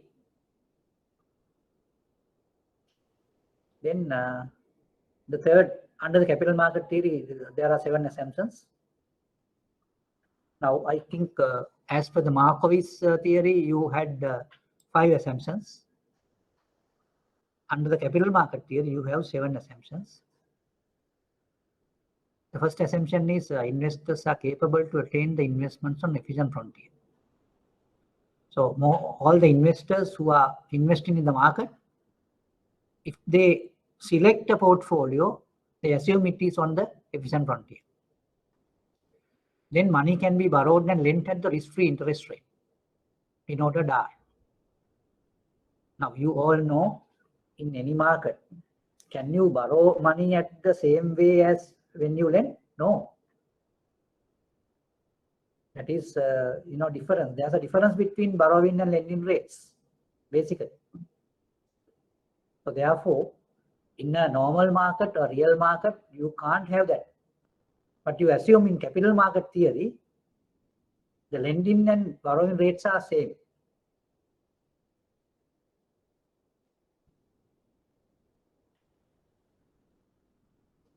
And the particular rate is the risk-free rate. So that is the assumption, the second assumption. Third assumption is investors have homogeneous expectations. What do you mean by that? Homogeneous means all investors are with the same type of expectations. So what is that? Now their expectations would be materialized. That is their expectation. All have the same type of expectation. So that is why we call it homogeneous expectations. Then investments are infinitely divisible. So that means now all investments can be divided into smaller units in an infinite number or infinite way. Then no taxes or transaction cost exit. That is, that particular assumption was available in the earlier Markowitz theory also. No inflation exists. Capital markets are in equilibrium. Now I think this capital markets are in equilibrium comes with the same assumption we had earlier, borrowing and lending at the same rate. But it is the risk-free rate. Now that is the specification of this assumption. But whereas capital markets are in equilibrium is also part of that. When we introduce a risk-free asset into the above mentioned portfolios. So now in the capital market theory, what happens is, now if you go into the physical situation is, if you go to any bank or any finance company or whatever, they have as investments the risky assets. Those are the stock market investments and debentures. All are coming under risky assets. Whereas they have another portfolio which consists of treasury bills and treasury bonds. Those are called risk-free assets.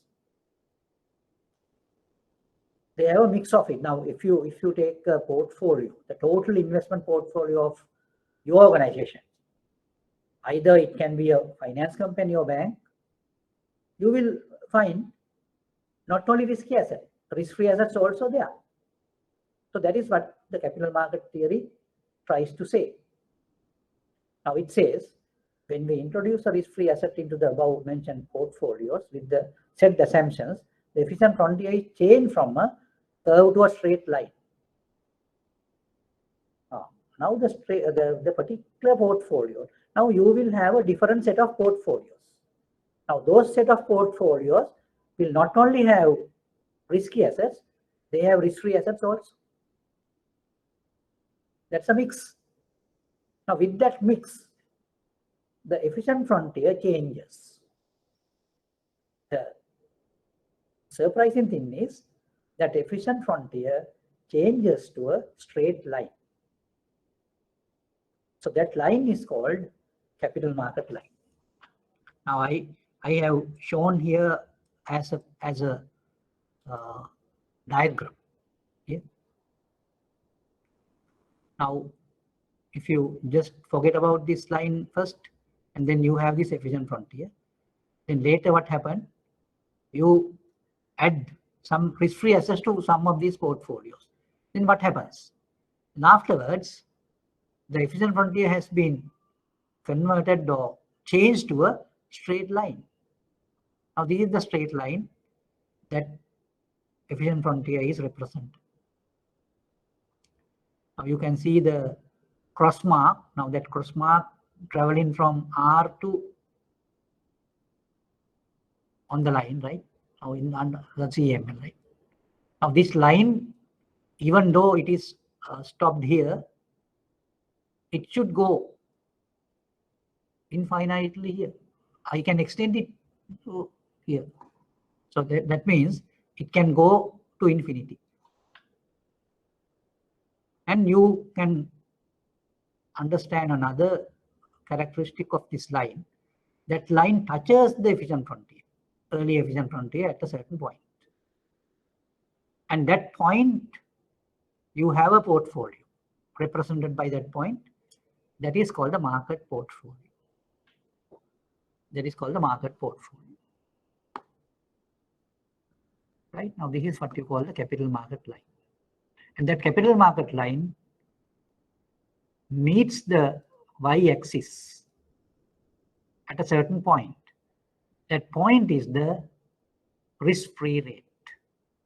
Risk-free rate. So the distance from 0 to R is the risk-free rate. So that is how the capital market line is defined. Right, I will go back to that. Now the story is this. Now this is a storyline. Now what you did was you just took two assets and you formed several portfolios. Now with all these portfolios has a certain risk and a return. Since you have big number of portfolios, you got big number of points on the graph. And you found that all those points had a boundary, upper boundary.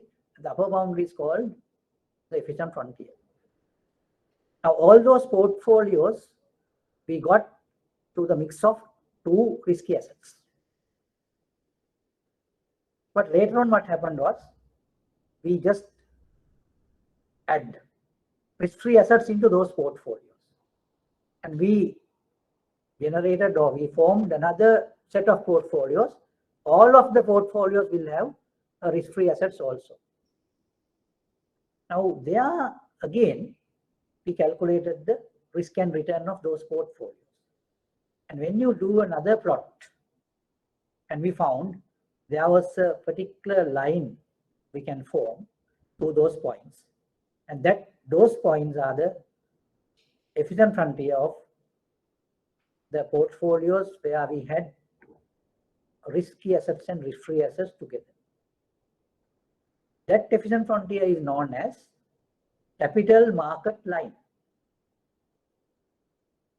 So the meaning here is every institution who engages in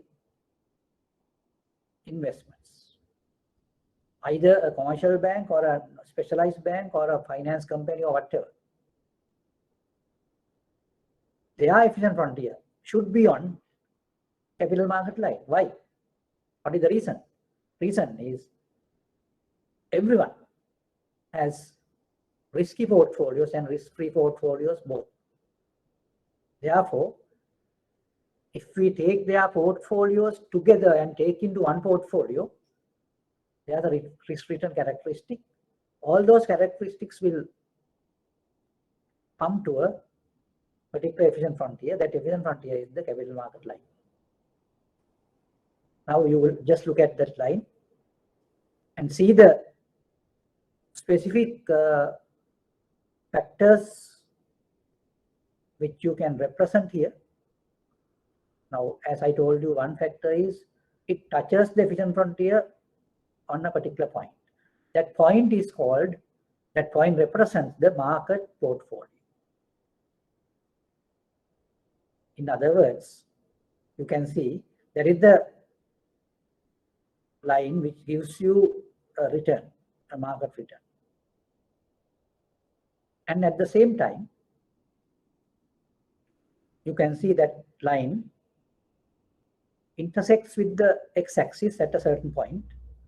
That point is, the value of that point is the risk-free rate.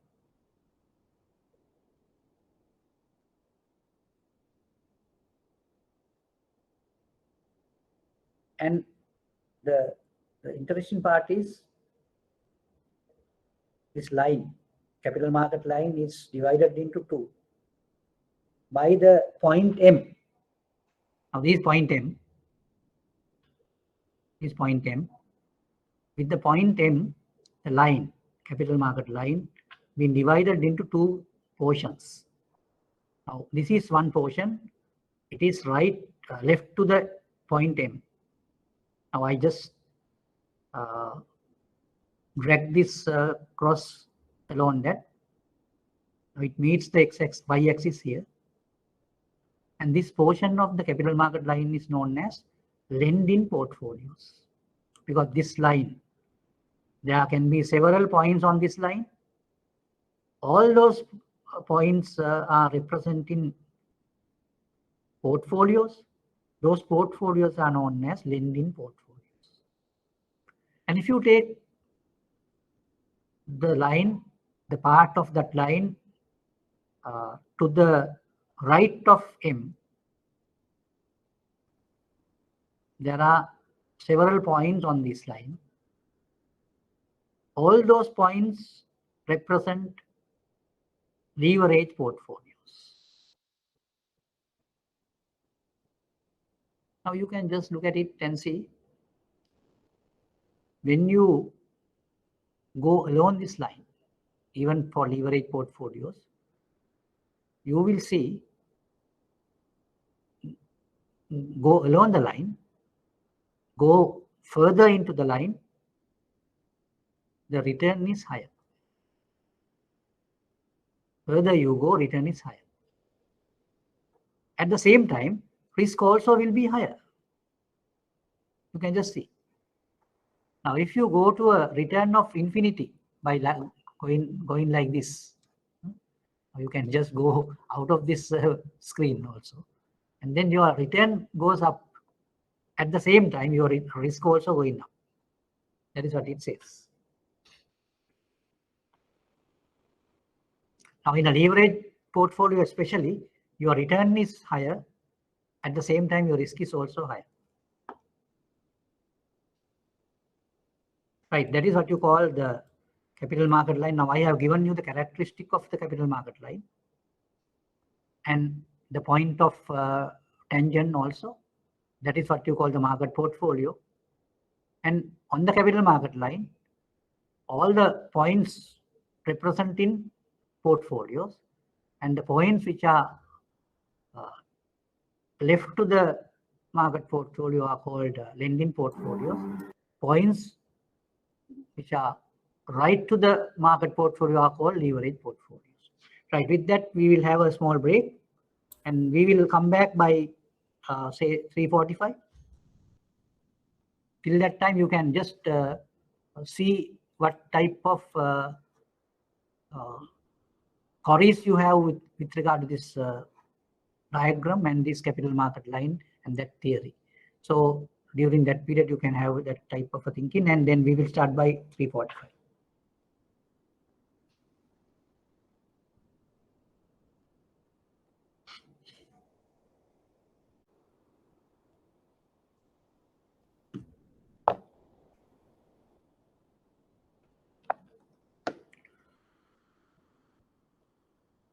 Right.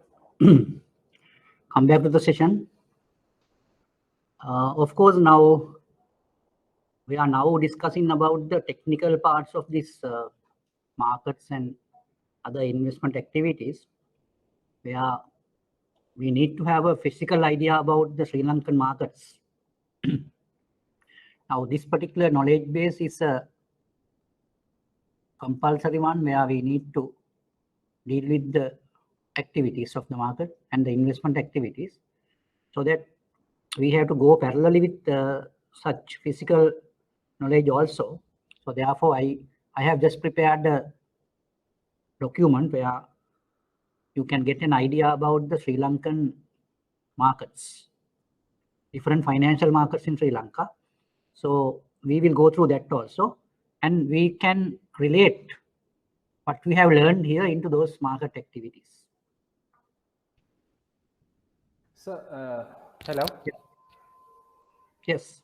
Now we are selecting portfolios along the lending portfolio line because of the risk-free rate, isn't it? Can return, yes. Yeah. Okay. Right, now I just go into this document where financial markets in Sri Lanka. Now I just extracted these things from the central bank website where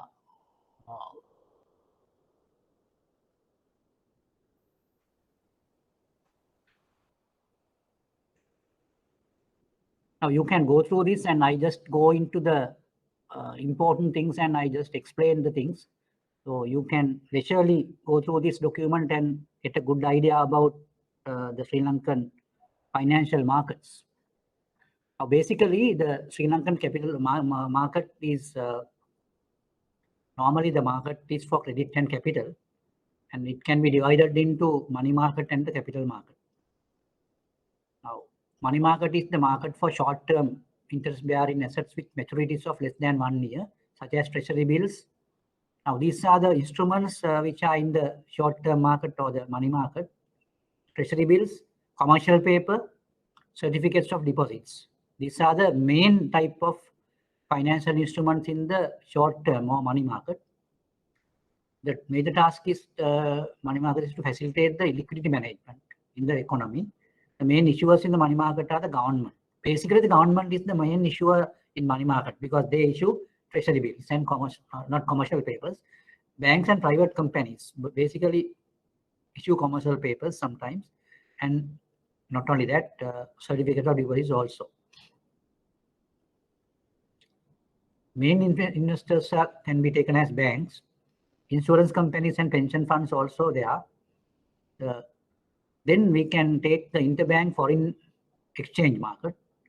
It is also closely connected with the money market of the financial markets. Then interbank forex market is the place where currencies are traded between banks.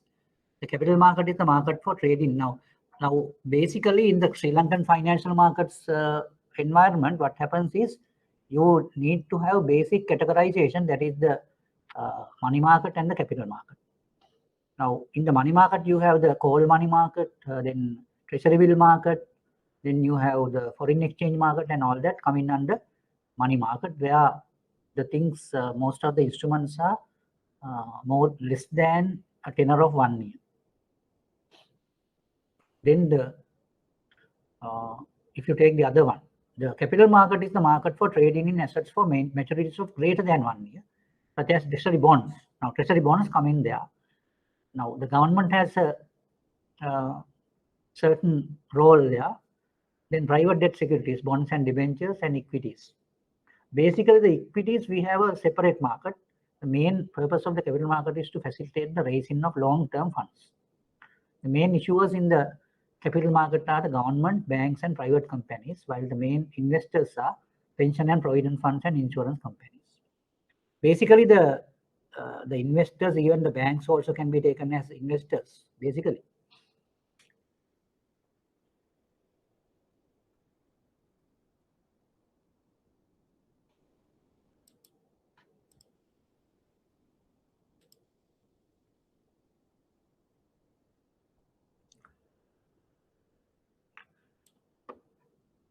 Now, there's another way of categorization. There it is categorized under instruments also.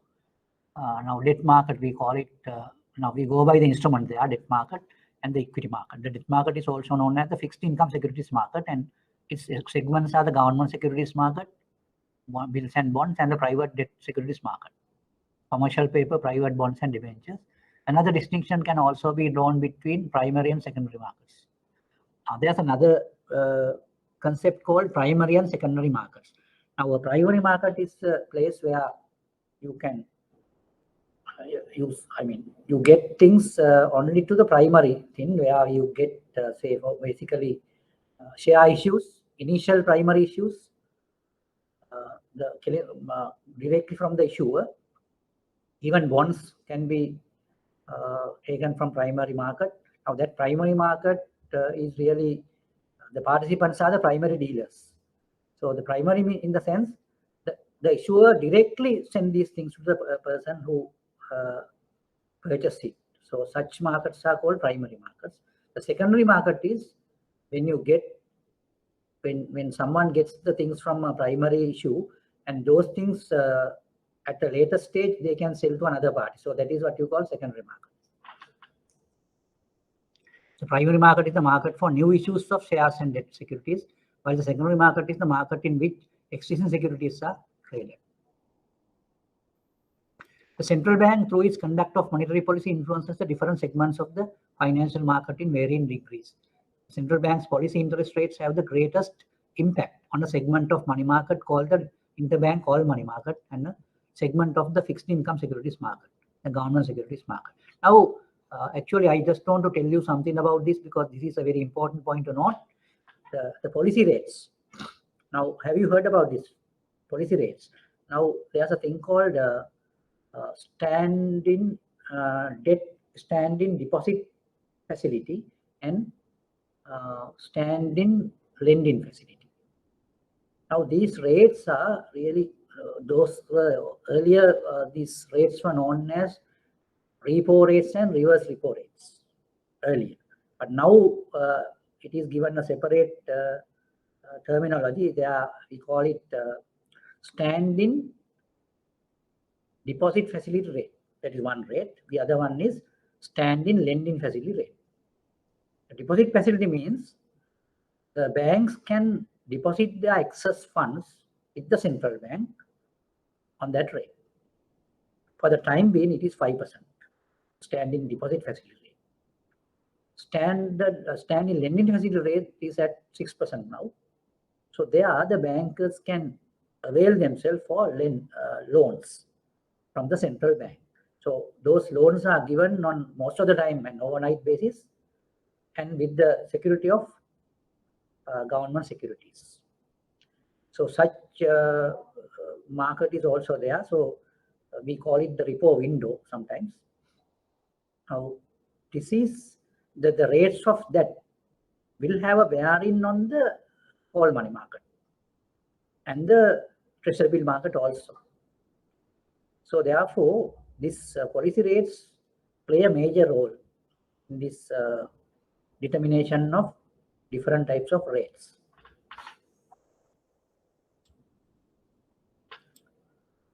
Interbank call money market. So this is an overnight market that mainly assists commercial banks in meeting their immediate liquidity requirements by facilitating lending and borrowing among banks.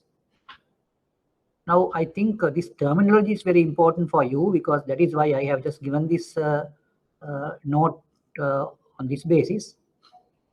The interest rate applicable in the call money market is called interbank call rate. Average weighted call market rate. AWCMR is that. Average weighted call market rate.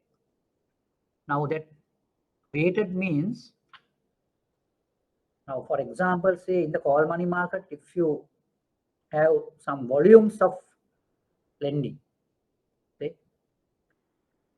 lendings or borrowings, so the rate on which the call market rate means the lending rate.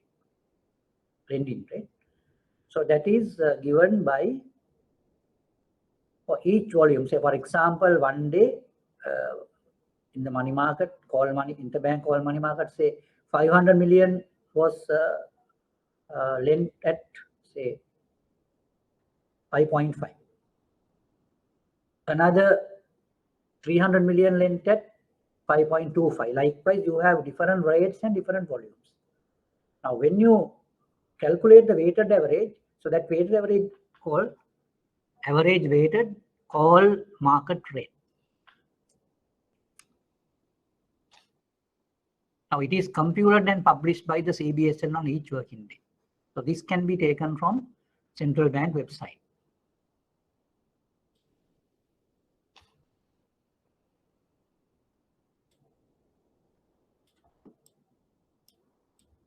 And there's another thing which happens in the market. Stability of the money market is supported by managing market liquidity proactively by the provision of standing deposit facility and standing lending. That's what I told you earlier. Standing deposit facility and standing lending facility. Now, this is actually a secured type of a lending and deposit. Now, standing deposit facility means banks can deposit their excess funds with the central bank, because if they do a transaction, or if they had some excess cash with them or excess funds with them, now those funds are available in non-interest bearing type of accounts. So then banks might lose if they just keep that money without interest. Therefore, what they do is they just dump those things into the standing deposit facility. So that is one side. So the rate is at nowadays it is 5%. And there's another facility called lending facility. When the banks need money, they go to the central bank, this repo window or standing window, and they can avail themselves for that facilities. And those facilities are given on the basis of treasury bills or treasury bonds. The banks have to put those things as security. And on those securities, they will lend to banks. And that is at the rate of 6%. The objective of implementation of monetary policy is to maintain stability in the money market. The monetary policy is implemented by conducting open market operations. There's another thing called open market operations. Now, this standing facilities, deposit or lending facilities, that is not in the open market. That is under the central bank. We call it, those days we call it central bank repo window. But there's another way which we call the open market. Now, in the open market, there are the standing facilities being provided, enforcing reserve requirements. Enforcing reserve requirements means now the banks will have to implement their reserves or maintain their reserves at a certain rate for the time being. Now it is only 2% or so. And there's another thing called moral suasion, that is the central bank will ask the banks to control their lending and borrowings on a basis. And that is, it's not a enforcement as legal enforcement, but it's a type of, just request by the central bank. And we call it moral suasion. Tries to maintain the bank all rate at a desired level with less fluctuations. So that those are the things the central bank wants to maintain. And it says the rate corridor. Now the central bank wants to maintain this rate, the call rates also within this, in this particular corridor. Now we call it standing rate corridor. Now, as I told you, standing deposit facility rate is 5% and lending facility rate is 6%. So there's a 1% corridor which the rates can move. Now lower bound is 5%, upper bound is 6%. The purpose of the corridor is to limit the potential large fluctuations in the short-term interest rates in the market. Now these are the physical things which you need to understand. Now, if these policy rates being changed in time to time, now there can be certain effects on the interest rates in the interbank money markets.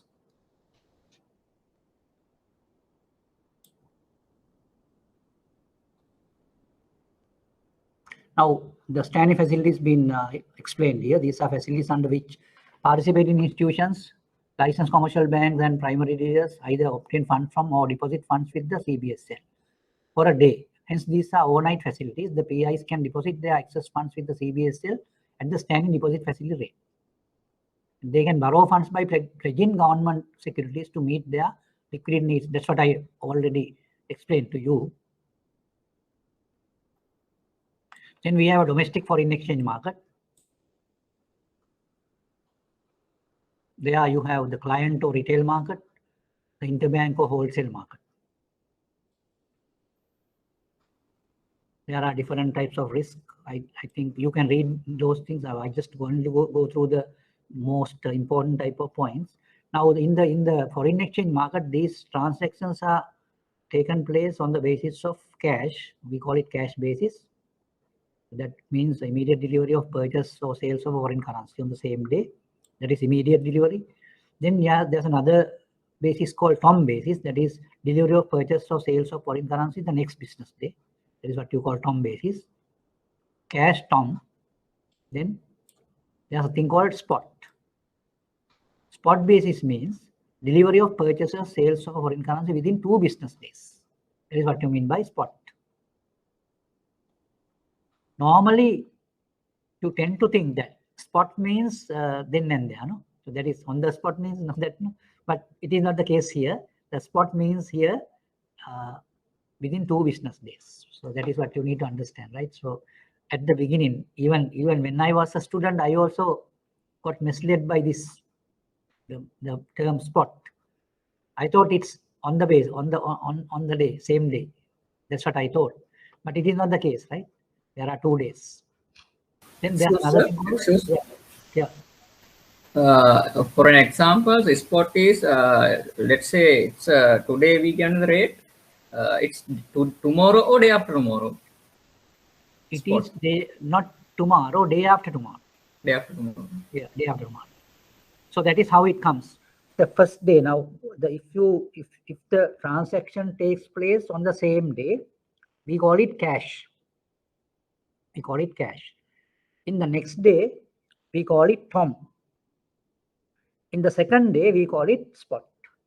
That's how it happens. And if it takes place after that, after the second day, then we call it forward.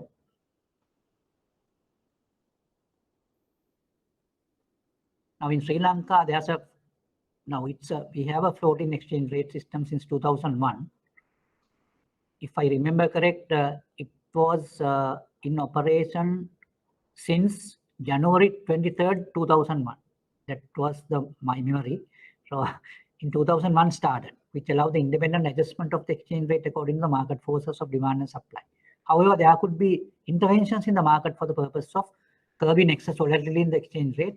The IBSL prescribes maximum net open positions, limits for LCBs, and closely monitors the activities in the domestic foreign exchange market to ensure an orderly functioning of the market. Then we go to the government securities market, where you have treasury bills and treasury bonds. That actually, we went through several publications on this for the last 2 sessions. And I want you to read that and be familiar with that, because we have a substantial area where we have to cover with regard to these government securities, the ways in which the securities are traded and all. So therefore, this is a very important point to note. And you can really get all this information from the government or IBSL website, where you have all these details. Actually, now this particular document also I have downloaded from that, extracted from that. Now just look at it. For budgetary purposes, raising of domestic currency debt by the government of Sri Lanka is mainly made through. Now, the purpose of these treasury bills and treasury bonds is to have a borrowing for the government. That is what you call the domestic borrowing. Treasury bills, which is a short-term debt instrument issued under the Local Treasury Bills Ordinance number 8 of 1923. Then treasury bonds is also another type of long-term instrument issued under Registered Stock and Securities Ordinance number 7 of 1937. Now all these are very, very old type of ordinances, like the Bills of Exchange Ordinance. As the Internal Government of Sri Lanka, the Public Debt Department of Central Bank of Sri Lanka is responsible for the issuance of treasury bills and bonds. The debt service payments comprise interest, coupon payments, and the maturity payment. Now it's like this. Now you all know, actually we had a discussion earlier also. You know, for treasury bills, basically there's no such coupon payments, whereas for bonds we have a coupon payment, interest payment during the tenor of the instrument. But treasury bills, there's no such interim payments. So therefore, treasury bills are normally taken as zero coupon bills. There are some bonds also of this nature, but in Sri Lanka, most of the treasury bonds are coupon bonds. But the coupons being paid regularly or half yearly or whatever. But on the maturity date, there will be maturity payments, maturity proceeds. The treasury bill market is another segment of the money market. Treasury bills are highly liquid money market instruments that provide financial instruments with an alternate source of liquidity. Right. I think these things which we have already gone through. Now these are the features. Now we can just go through it and have a look on that. T-bills maturities are available with 91 days. That's what we already talked about these things. 91 days, 182 days, and 364 days. Whereas T-bond maturities are available with 2 to 30 years. Now there are some bonds which are having 30-year maturities also in the bond series. T-bills issued at discounted prices are paid with face value at the maturity, whereas the T-bonds carry biannual coupon payments in addition to the face value paid at maturity. Now these yield rates, yield means not the coupon rates or whatever, yield rate is the real return. So that is what we normally taken as the return of the instrument. In our calculations also, yield rates are the returns we normally consider. Tradable instrument in the secondary market, issued in scrip plus form. Now, what do you mean by this? Scrip plus. Scrip plus means now those days in about say 20-25 years back, these treasury bills and bonds are in the form of paper, just like a fixed deposit receipt or whatever. So you have such things, and you have coupons also. So likewise, those days the treasury bills and treasury bonds were represented by papers. But now there's no such papers. It's only an electronic entry in the CDS.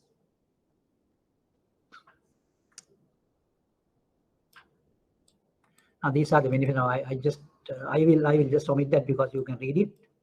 These are the types of benefits of investing in treasury bills and bonds.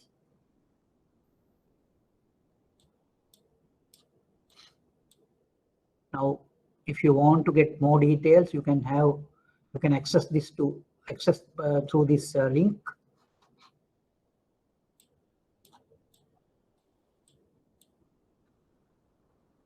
Now here it says CDS. Now CDS is the particular account where the entries being passed.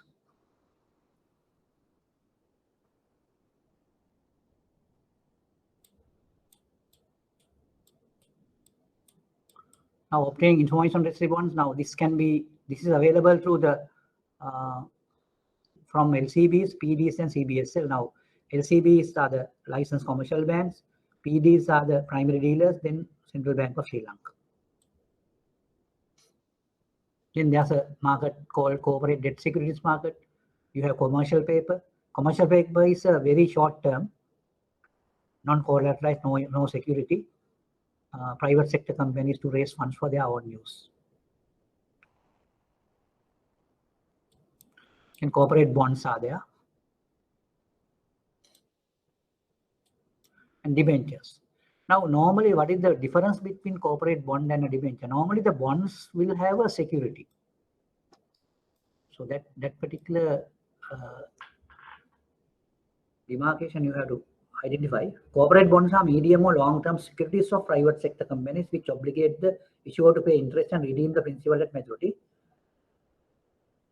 Now, corporate bonds that are not backed by a specific asset. Now, normally the bonds are backed by some assets, whereas debentures are not so.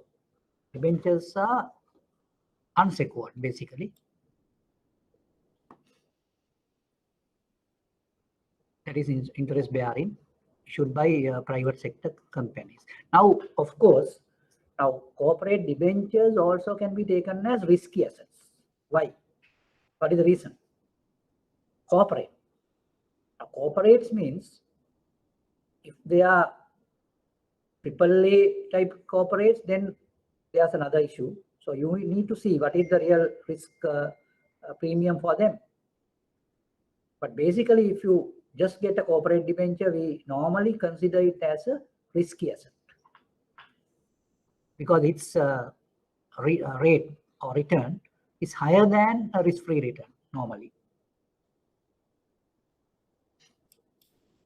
Then we go to the equity market. Actually, about the equity market, we have gone through several information and several documents. Just it's a very interesting part here. You can just see shares or securities represent a portion of the ownership of a company that are a claim on the company's earnings and assets. Shareholders are paid dividends, which are a percentage of the profits of the company. Share market operations in Sri Lanka began during the British colonial period with the inception of Colombo Share Brokers Association in the year 1896. So that's a long time ago, more than 100 years, and was renamed in 1990 as Colombo Stock Exchange. Now this the present name, the Colombo Stock Exchange, that came from 1990. The operations of the equity market are highly sensitive to the changes in the political and peace environment in the country, as in most of other markets. In addition, the market performance. Now that's what we in our investment and portfolio management studies, we have a special type of lessons on these equity markets, where we have different measures to quantify those sensitivities in the stock market. Now, for example, the betas and that type of things, the covariances, correlation coefficient, and all sort of things are coming, and those things are very much instrumental in checking the behavior of stock market. Now that those behaviors are really related to the political and social environment of the country. The financial institutions' exposure to the equity market through investment and lending activities are low, and therefore impact of equity market operations to the financial system stability is relatively low. So this is a type of comment made by the person writer here. But anyway, for the time being, the particular statement is correct, because though the stock market is there and it has the sensitivity to the general economic and social environment of the country,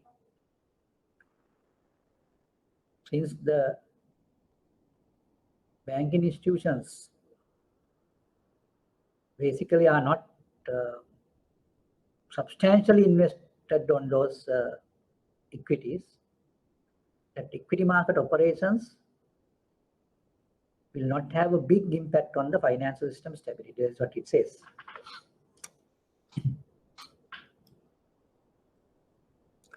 Development finance and access to finance. Now this is a type of, I think it is outside the markets, but you can consider it as some supportive type of a thing.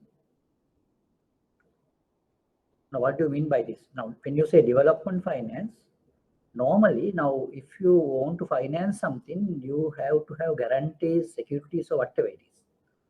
But in development finance, the main concern doesn't go to the collateral part. It goes to the project. It normally talks about the project. So when you talk about the project, the guarantees or collaterals are immaterial.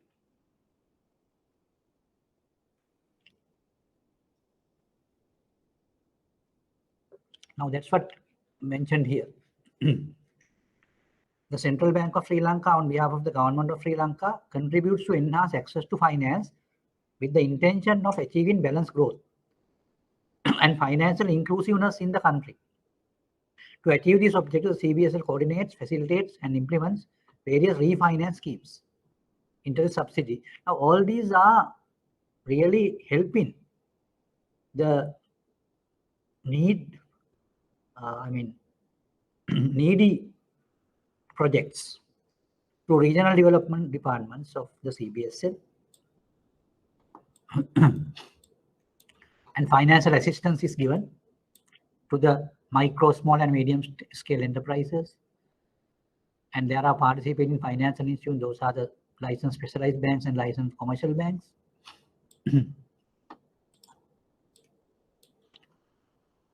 In funded schemes, CBSL funded schemes, and all sort of things are there. Donor funds, credit guarantees, all these actually all are coming under the financial markets. Now, I just did this extraction now on 10th of November. That's what I put the date here. Anyway, now this is a good set of information for you, and you read it carefully and to get the real type of information from these things, and you can elaborate or you can build up things on this. And I will go into another document. Yeah.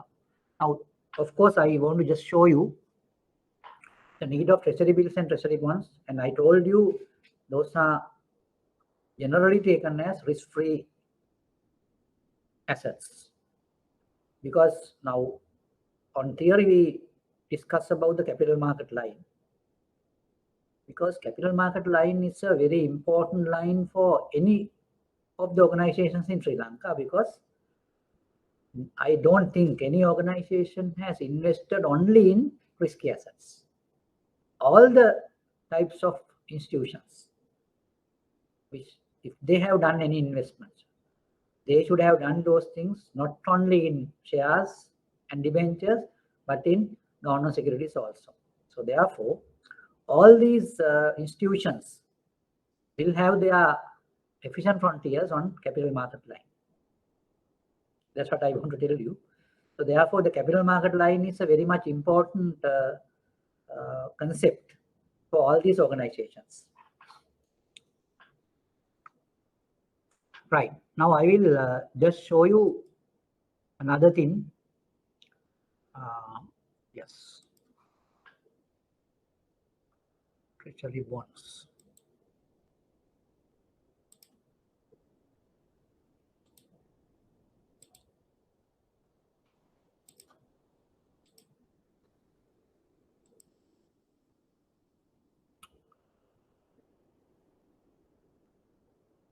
Right.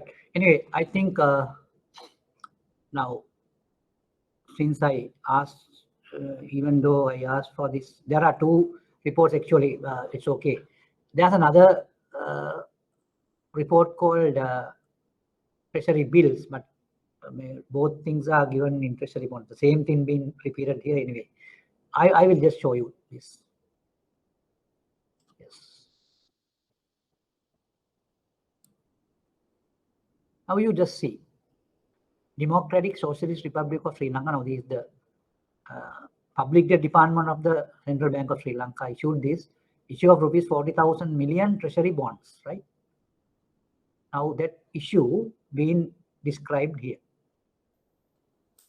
Rupees 15,000 million treasury bonds under the series of 10.9 2024. The meaning is 2000. We can just see what it all about. And rupees 25,000 million treasury bonds under the series of 11.25 2031A are to be issued through an auction on November 11, 2021. November 11 is on Thursday, last Thursday. The details of these treasury bonds are as follows. Now, series given. This is the series. ISIN, that is International Security Identification Number. ISIN is that. So that is given. The number is given as LKB 00524 C150. Right. Then the next one, 11.25%, 231A. That is given as LKB 01231 C151. Amount of it, 15,000 million, that is 15 billion, right? 25,000 million, the other one. Coupon rate is 10.9. Now you can just see in the series also the coupon rate is given 10.9. And here also the coupon rate is given 11.25. Date of issue.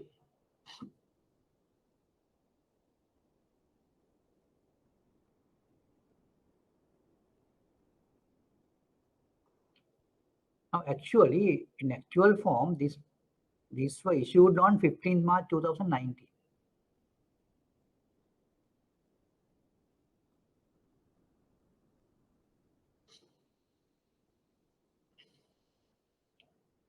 Now date of maturity is 2024.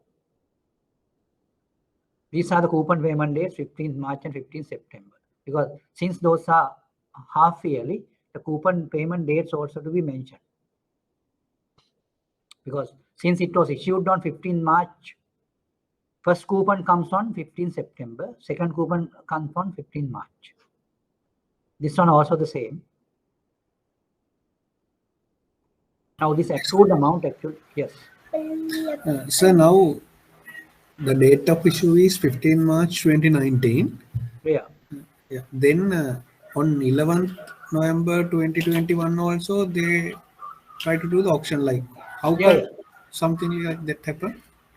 You know, it happens like this. Now say these things being now under the secondary market, they might sold it. That's what they are going to do. I mean, they have already issued these things and it was there for someone else's hands. But since those been sold in the secondary market, again it has been given as this. Because those to be issued through an auction. It's like this, no? Now, when you issue something at the first instance, that is what you call a primary issue. Now, this is not a primary issue, right? This is a type of a thing where available things they issue again. Because now that has been sold. That has been sold. Because of that, they want to sell it again. That is what they do.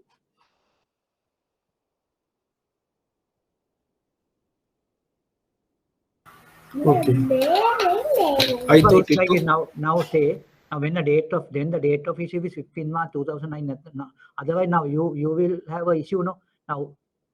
Now it is been issued through an auction on November 11th, no? November 11th is how many years? About say 2 years away from this particular date, no? So that happened because these things really been already issued earlier, but later on it has been sold again. Since it is sold, that came again to the hands of the government, then this has to be, they have to dispose these things again. That is what they do. Okay. And this has to be done on multiples of rupees 1 million, and the minimum is rupees 5 million. That is the minimum bid person can make. Bids are invited from the private dealers in treasury bonds on the basis of clean prices, exclusive of interest, accrued interest from the. Now these things we will deal with all this accrued interest and clean price and all sort of things in our bond valuation lessons, and it will come another say 3-4 sessions time. It will come. So we will discuss all these things again on that. Bid should be made only through the electronic bidding facility provided by Central Bank of Sri Lanka.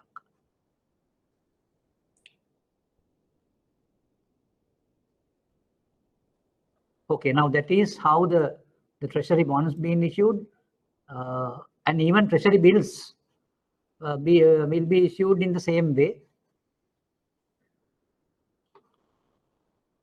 Right. Now, what I wanted to tell you is now these things actually we need to understand what is really happening. And you just look at the things and the series 2024. So that gives the time of maturity. 2031, that is also time of maturity. So that's what it means. So the particular series number or ISIN also has a certain implication about the particular bond. The bond's coupon rate and all comes here.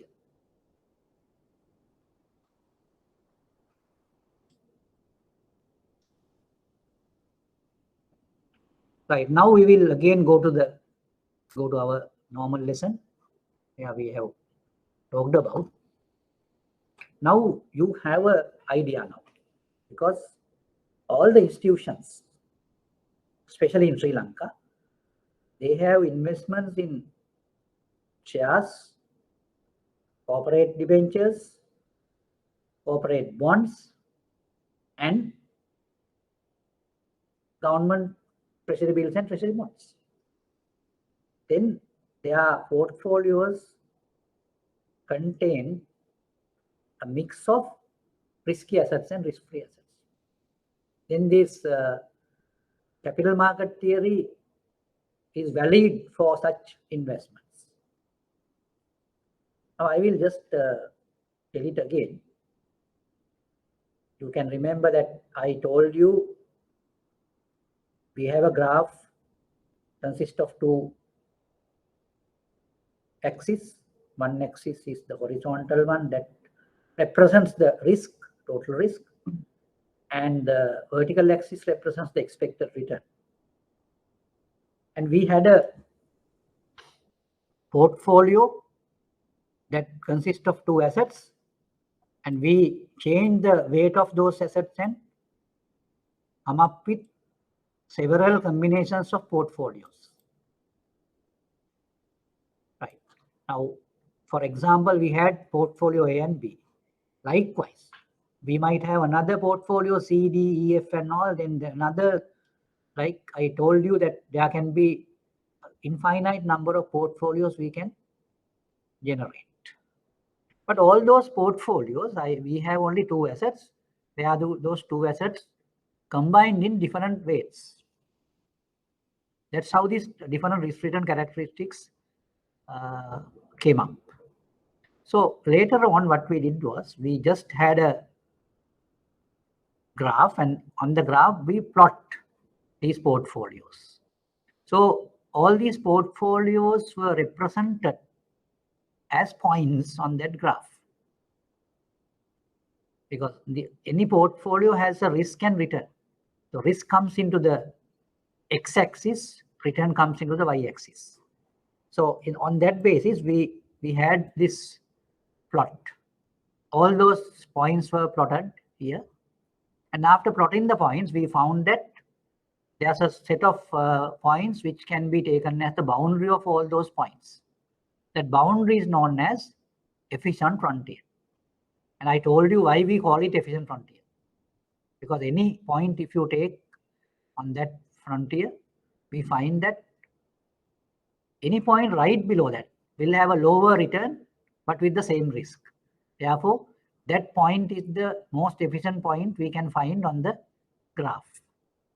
So that any point which lies on the efficient frontier is called the efficient portfolio.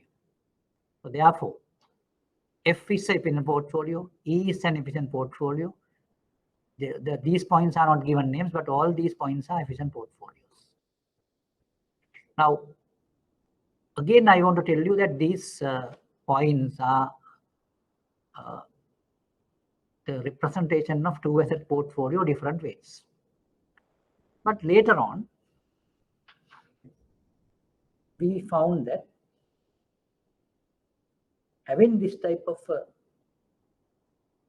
portfolio only with risky assets, our returns, if you want to enhance our returns, invariably our risk also will go up. But as a matter of surprise, what we found was, if we can add a risk-free asset into this particular portfolio, or even a risk-free asset, not only risk-free asset, risk-free portfolio even, then you will end up with another efficient frontier. So there also we need to have that total portfolio's risk and return plotted. So we should have infinite number of such portfolios with the risk-free assets. And if you do that plotting, there will be a plot, and the frontier or the demarcation or the boundary will come as a straight line. Right? That straight line is known as the capital market line. That's what we discussed. Here, this is the capital market line. And at the same time, the capital market line and the efficient frontier has another specific characteristics where we can see the capital market line touches the efficient frontier on a certain point.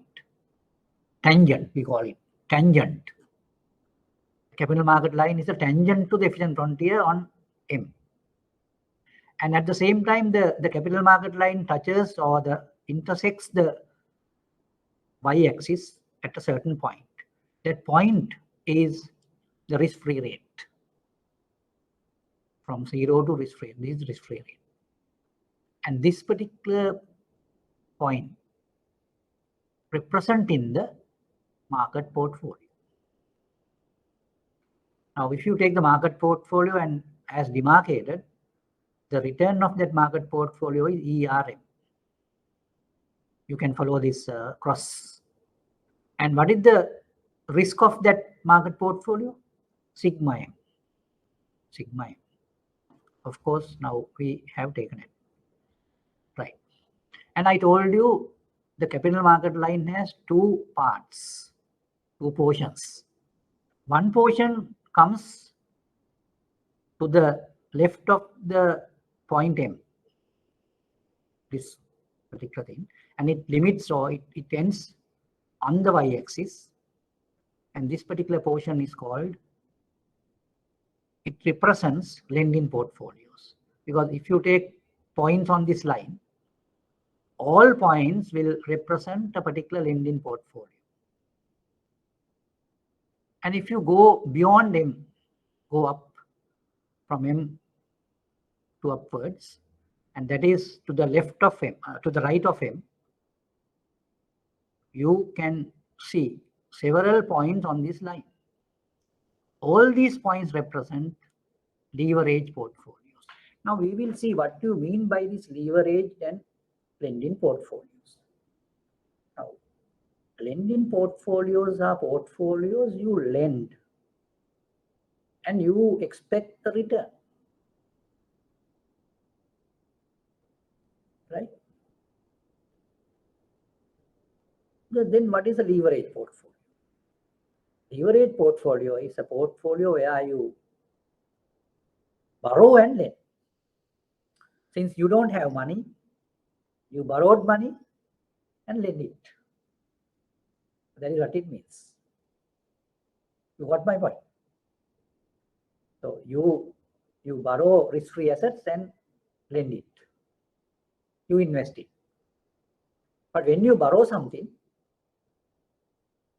you put it as a minus investment. So that is the technical point here. Now, normally when you invest something, it is a positive thing because it's an asset you invest. But if you borrow something, what does that mean? It's a liability for you. And it's a reverse of an investment. So therefore, you consider it as a minus investment. Now we will see how we can deal with those such investments and with leverage portfolios.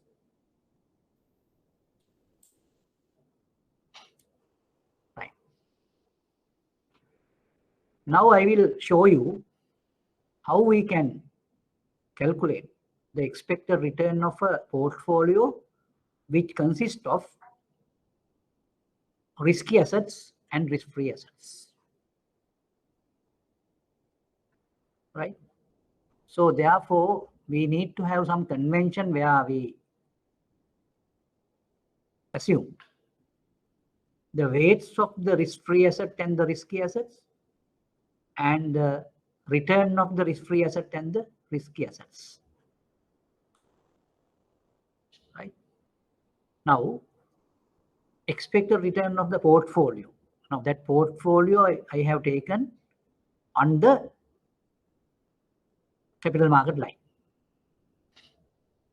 And the portion of risk-free asset is XR, the weight.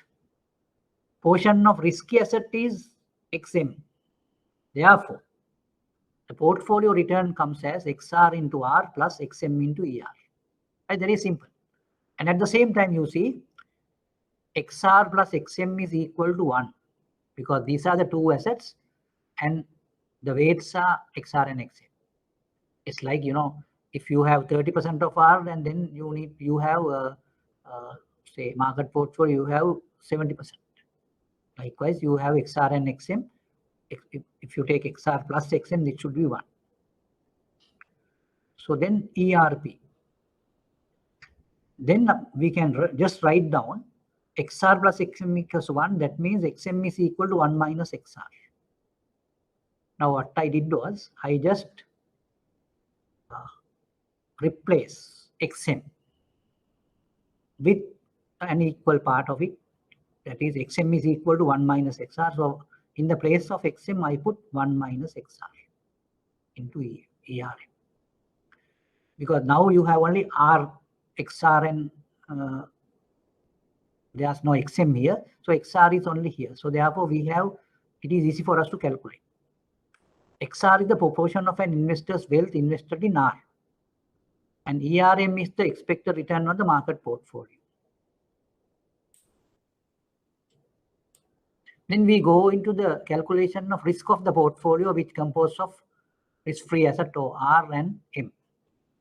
Now, there the equation is calculated like this. The sigma p squared is equal to XR is the weight, XR squared sigma R squared plus 1 minus XR squared sigma M squared plus 2 XR into 1 minus XR into rho RM into sigma R sigma M. But you know, R is a risk-free asset, so therefore sigma R is 0. Then rho is also 0. And this particular term will become 0. Therefore, you will end up with what? Sigma p squared is equal to XR squared sigma R squared.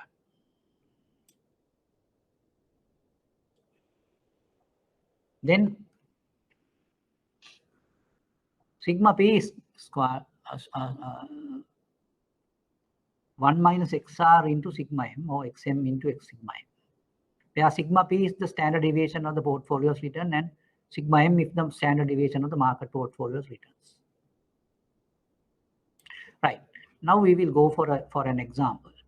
Anyway, now I don't know whether you followed this. What we have now done was, we went through a certain portfolio which consists of risk-free asset and risky assets and arrived at the total portfolio return of that asset or that portfolio, and at the same time we arrived at the risk of the portfolio. Right? So in order to get the return of the portfolio, we just assumed we have a portion of XR with risk-free asset and portion of XM with risky assets. So when we assume the returns as R and ERM, with that we did the calculation. And that calculation, the returns being calculated with that weight multiplied with the respective return, with two assets. And sigma p is also calculated in the same manner, and we had the formula. In that formula, you have two square terms at the beginning, and then you have 2 into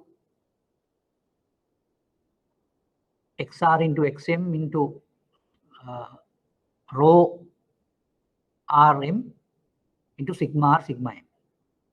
And we just got clear that sigma m has a value, but sigma r is 0.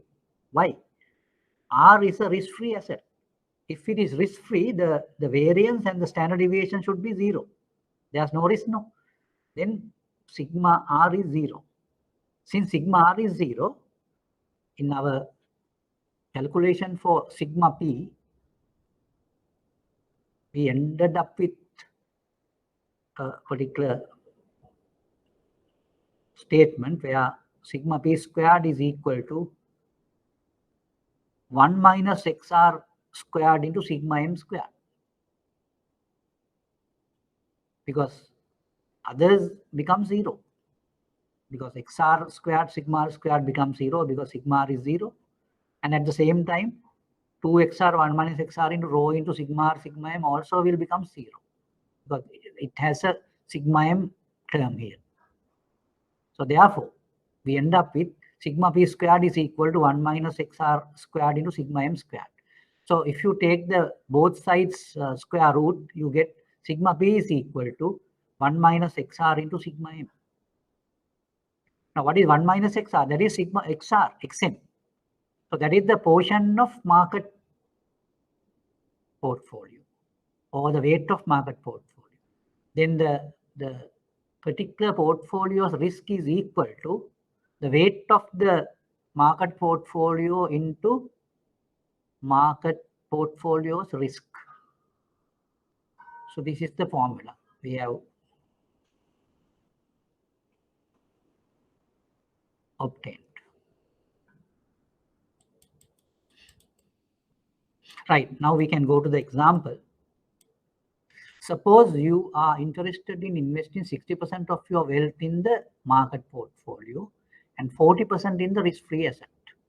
Now, I think if you go into a investment of a bank, if you look at the values of those treasury bill and treasury bond portfolios and other equity portfolios and debenture portfolios, so you can get into these weights by going through the values. Now, in the same example, if you take, suppose you are interested in investing 60% of your wealth in the market portfolio and 40% in the risk-free asset. What is the expected risk and return of the 60-40 lending portfolio? Right, now there are some other assumptions. Assume the market portfolio has an expected return of 15% and a standard deviation of 25%. The risk-free rate is 10%. Right. Now, just look at this. I think I have just taken these letters and those symbols and all that. But I think without even going for symbols, you will be in a position to calculate. I think the calculation of portfolio return is very simple. How do you do that? Yes. Now just tell me the way it can be done. Suppose you are interested in investing 60% of your wealth in the market portfolio. So what is the market portfolio's return? Market portfolio has an expected return of 15%, right? It has a 15% return. Then your wealth, you invest 60% in your wealth in the market portfolio. Then 60% into 15%, right? Plus 40% into what? What is the risk-free rate? 10%, right? 40% into 10% plus 60% into 15%. Then it comes to 13%. So the market, the portfolio's return will be 13%. Is that clear? Here it says, suppose you are interested in investing 60% of your wealth in the market portfolio and 40% in the risk-free asset. The weights are given very clearly.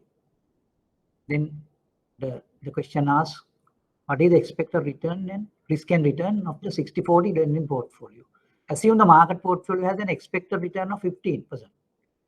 So then this 15 is connected with 60% because that is the invested amount of market portfolio, 60%, 60 into 15. So it is given here as 0.6, 0.6 is 60, 0.6 into 15%. Then you have another risk-free asset that is only 40%. The risk-free return is 10%, so 40% into 10%. So that comes to 13%. Now we can easily calculate the ERP or the portfolio return of the lending portfolio, that is 13%. And then at the same time, we have another formula where you can get sigma P is equal to sigma M, sorry, XM sigma M. Now sigma M is given as 25%. And XM is given as 60%. So sigma P is equal to 0.6 into 25%. That is 15%. So now you see in the lending portfolio, your return is 13%, risk is 15%. Now you can just change this weights and calculate different risk and returns.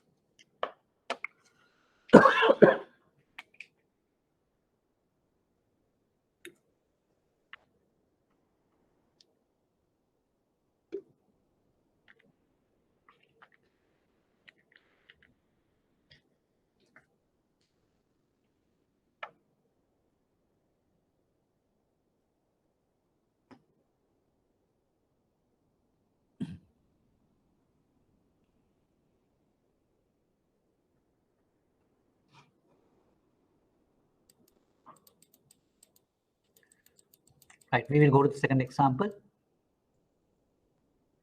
An investor has a market portfolio with a standard deviation of return of 20%.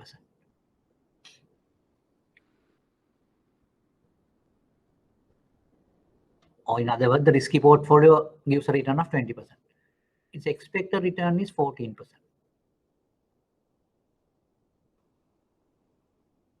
Standard deviation is given as 20, return is given as 14. Available risk-free assets return is 9%. If the investor wants to invest in 150% of market portfolio with a borrowing of risk-free asset, making it a leverage portfolio, what will be the expected risk and return? Now, this is a little challenging question. Why do I say it is challenging? Because now you just look at the weights. Investor wants to invest in 150% of market portfolio. So that means, what is the meaning of that? Now, if you can you do that? Now, if you do that, what will happen? Your total of weights will go above 100.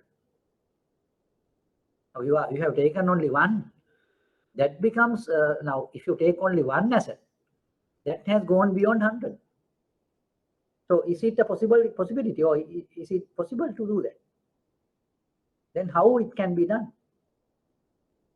So that is why we call it, now, if you have invested 150% in the market portfolio, what is the investment of, what is the weight of investment in the risk-free asset?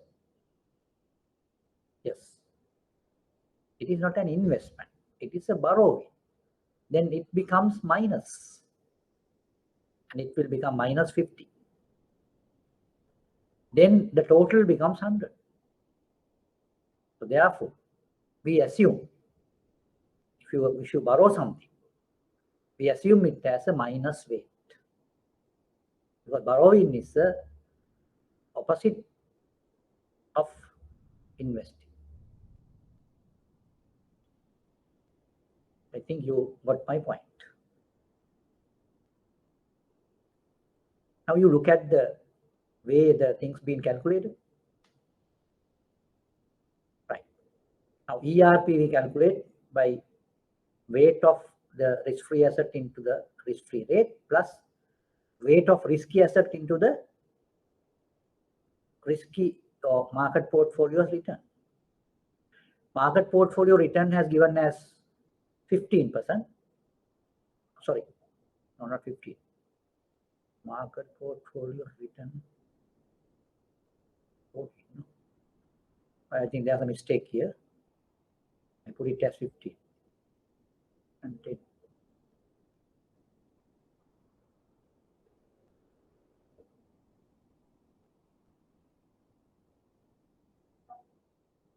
Yes.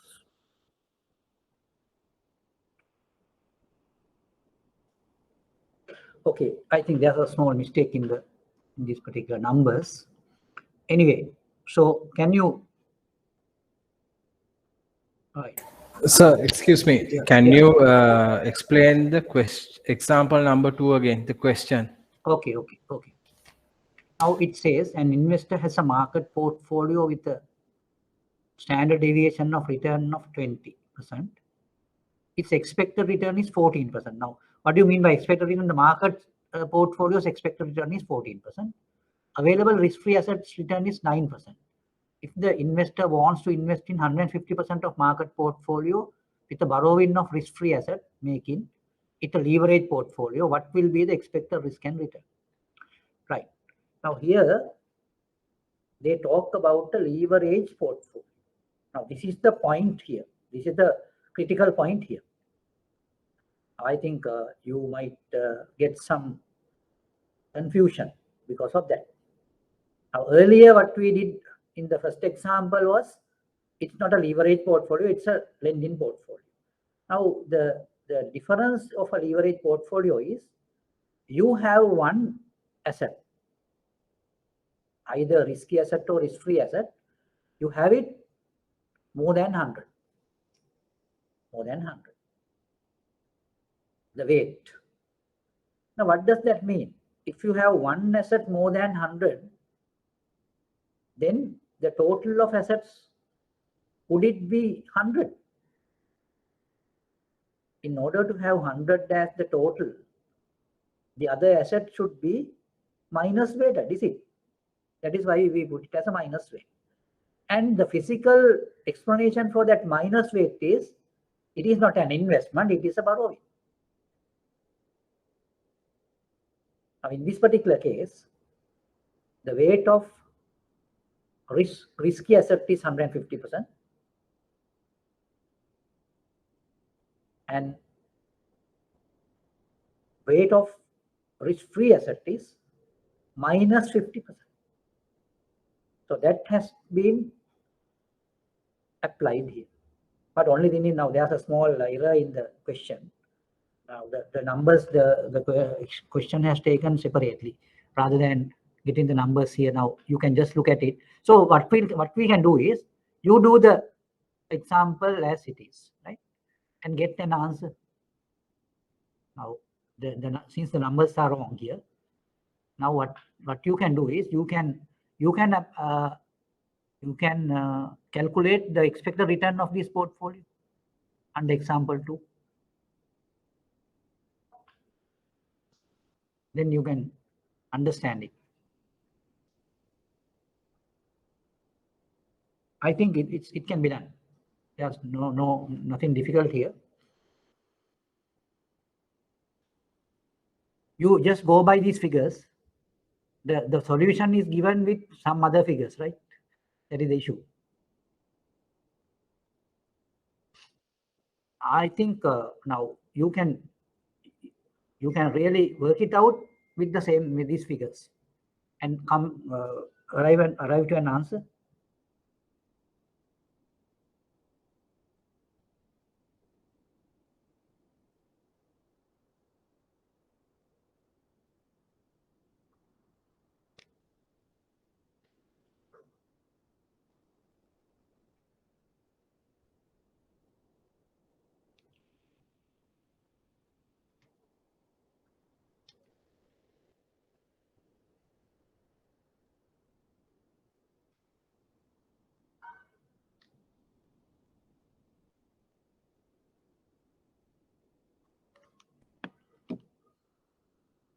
Yes.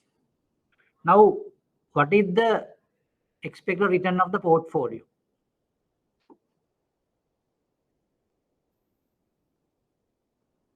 What is the expected return of the portfolio?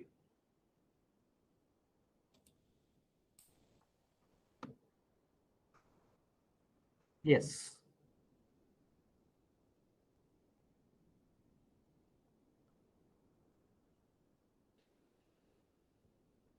I will just wait for you, say 2-3 minutes, and you should come with an answer.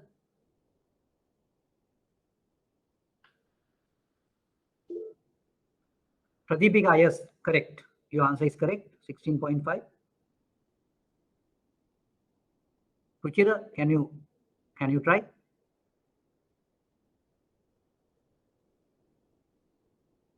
Now, this is a very interesting type of a calculation because you just assume a borrowing.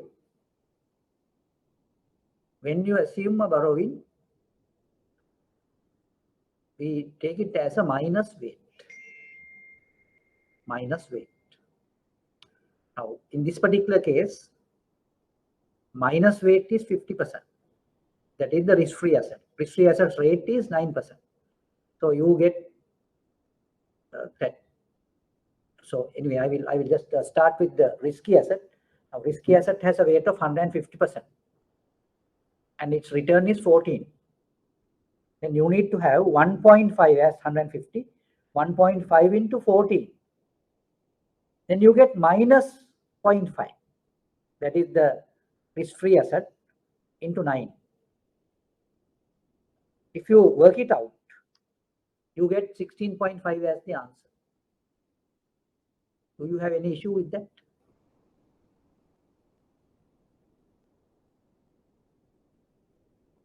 Invariably, if you have a one asset with a weight of more than 100%, the other asset should be minus weight, is it? Otherwise, it won't come to 100, no? The total should be 100. Okay. Now you do the same thing for the risk calculation.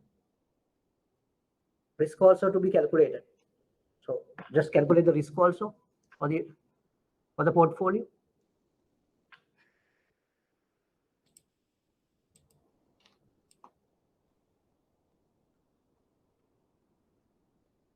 Because the standard deviation is given 20%. So what is the risk of the portfolio? Risk of the portfolio.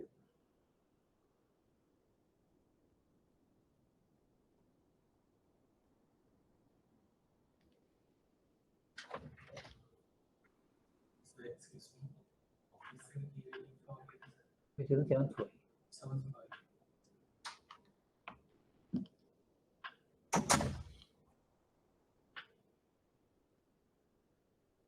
Yes.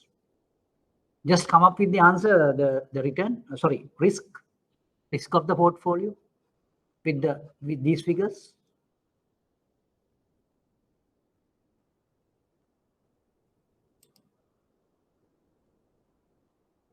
Pradipika has come up with the answer for the return, and you also can try the risk calculation, because the market portfolio's risk is given as 20%.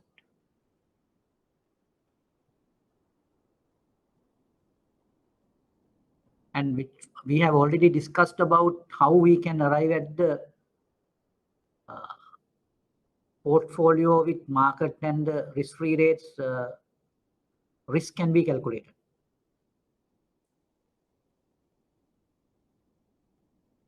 Sigma P is equal to sigma M into XM.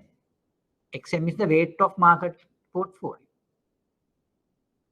Sigma M is the risk of the market portfolio. It's so simple as that. Here the market portfolios, what is the weight of the market portfolio here? 150%, that is 1.5. Yes, Pradipika, yes, correct.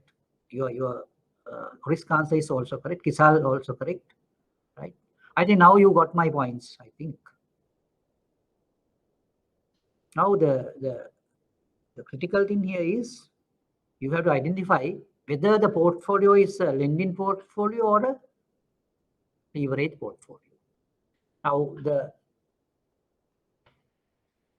sign is, if you have a weight which is higher than 100 of one asset, either risk or risk-free asset, then invariably it's a leverage portfolio.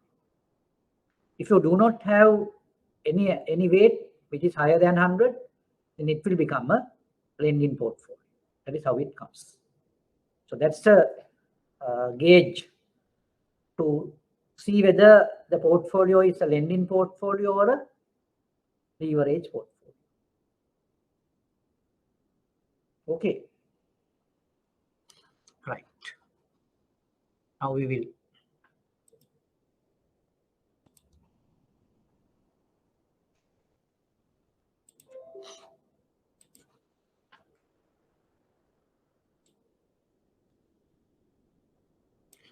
now we can go to the problems, supplementary problems here. Now the first question actually, I don't know, this the Helix and Luna corporations have the following probability of distribution of returns. Now the state of nature is given as recession, boom, normal, slow growth, recovery. The probabilities are also given. Now there are two ways in which we can give the probabilities, either in decimal form or percentage form.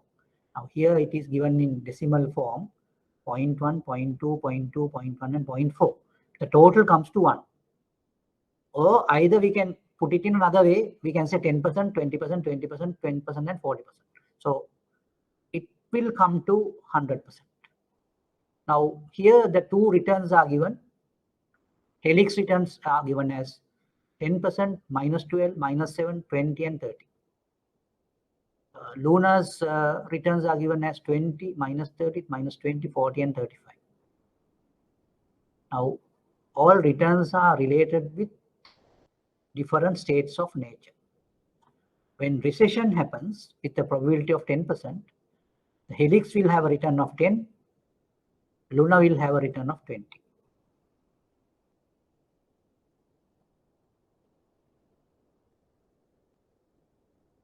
Now these are peculiar type of thing, but anyway, it's okay. So don't worry about these numbers, right? Boom. When there's a boom, the probability of happening a boom is 20%. But the Helix will have a minus return of 12. Luna will have a minus return of 30. So that also can happen because, you know, very, very rarely some of the organizations will not fare well in a boom situation. So there are some type of organizations of that nature. Then in the normal situation also, when the probability is 0.2 and return is minus 7 and Luna's return is also minus 20. And slow growth, it has a high return, 20% and 40%, and even recovery, very high type of a return. Right. Now, first part, determine the expected covariance of returns for the Helix and Luna corporations. But I think that, of course, I don't think that you need to do it now. So you can do it at home, no? No. The way it can be done. First of all, what you need to do is you need to calculate the expected return of H and expected return of L by multiplying the probabilities with each return. So that is the first thing what you need to do. Then those expected returns or expected values or expected returns will have to be deducted from each of the returns of H and L. And that has to be multiplied. That has to be multiplied and multiplied with probabilities also. And you might get the covariance. I don't know whether we did it last time. Maybe. Considering the correlation coefficient, analyze the nature of relationship between Helix and Luna corporations returns. Okay.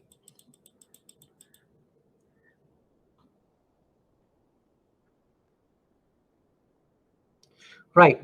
I just assign you to do this calculation and just arrive at the expected return of H and expected return of L now.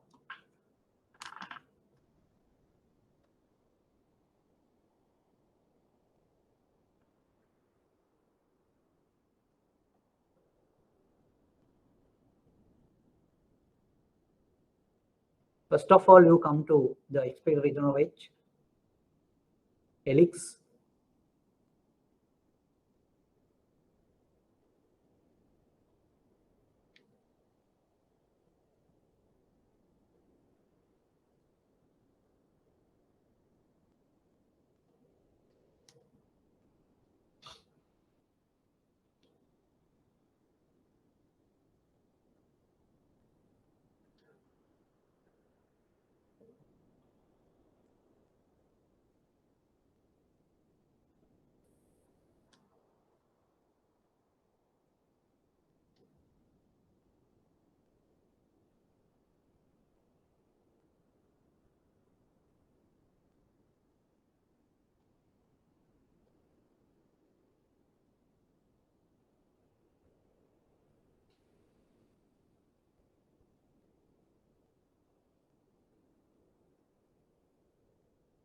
helix. What is the expected return of helix?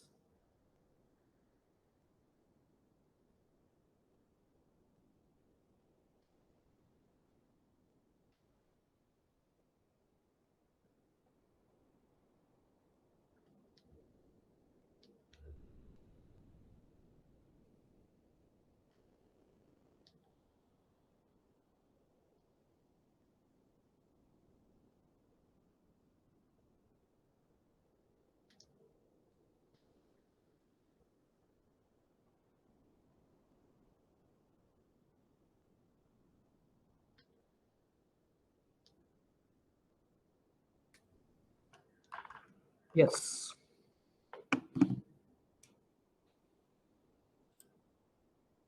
Yes, Pradipika's answer is correct for helix. Just do it for the other one also, Luna.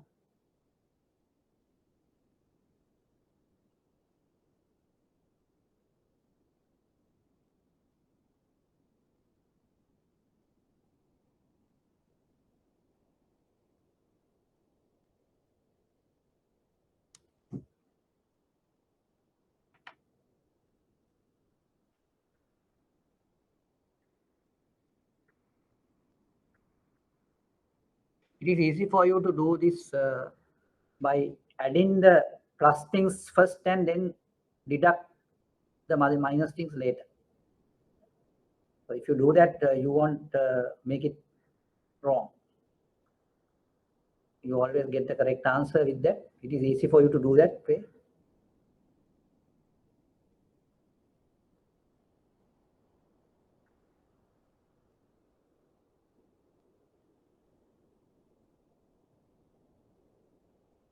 Yes, the others also can try and see. Pradipika, you can get the Luna's expected return. Yes, Pradipika, correct, correct.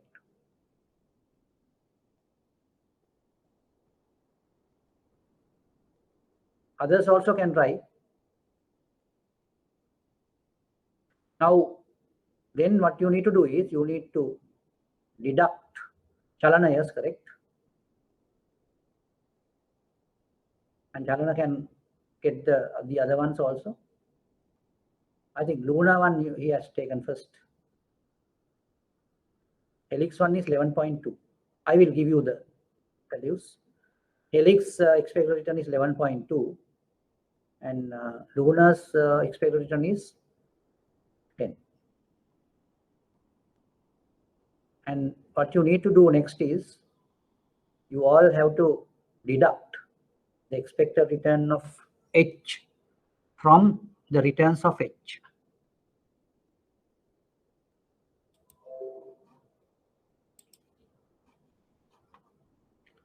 So that is 11.2 to be deducted from 10, minus 12, minus 7, minus 20 and 30. Then from RL, you need to deduct 10.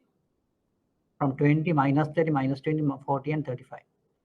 And now you need to have those values and you need to have a multiplication of 0.1 value here and value here. So it's a multiplication of three things. 0.1 into RH minus expected RH into RL minus expected RL. So likewise, you have to get in the 5 states. There will be 5 terms with 3 multiplications. And that will give you the covariance. And at the same time, you have to get the correlation coefficient by calculating the sigma or standard deviation of returns of H and standard deviation of returns of L. To do that, you need to deduct that returns and get the square of these things and those squares to be multiplied with the probabilities.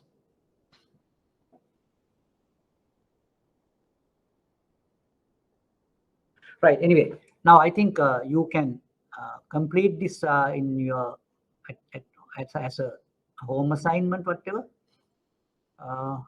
And the third part, see, if a portfolio is created with 30% of Helix and 70% of Luna in value, what is the expected return of this portfolio? The return can be easily calculated because now we have already calculated the return of H and expected return of H and expected return of L.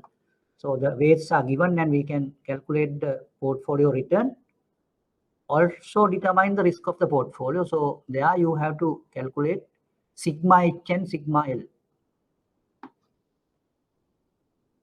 Find out a combination of weights of Helix and Luna which could generate a higher return with lower risk. So that's another challenging type of question. Anyway, you can do that. Now I will go to the next example or the question. An investor invested 175% of his wealth in the market portfolio with the borrowing portion of risk-free assets. The market portfolio's expected return is 12% and its standard deviation of returns is 20%. If the risk-free rate is 8%, find out the risk and return of the combined portfolio. Combined portfolio means the market portfolio and the risk-free portfolio. So just do it. First of all, you calculate the return.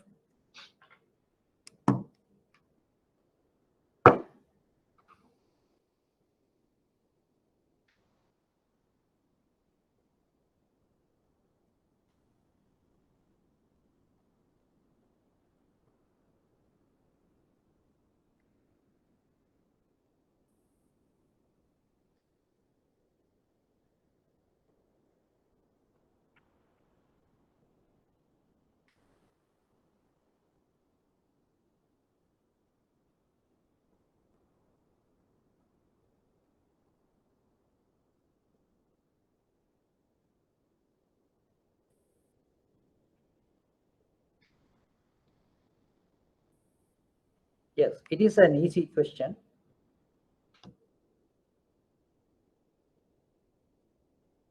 But make sure now, if it is given in an examination, make sure that you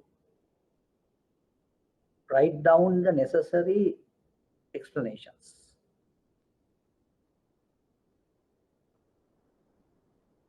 Now, just by looking at the question, you will find that what the type of the portfolio you are going to deal with. Is it a leverage portfolio or a lending portfolio? What do you think?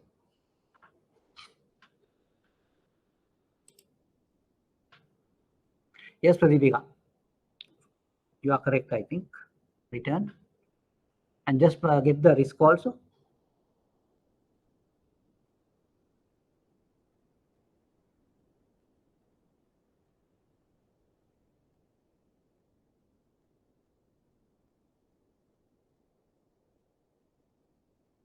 Others also can just try that question, attempt.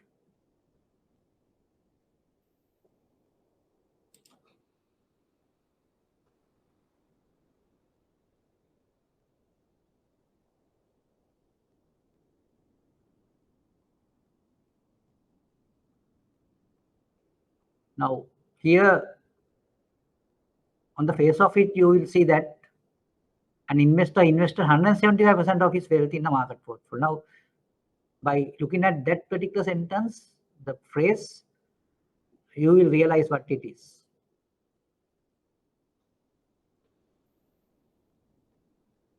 What is the nature of this portfolio?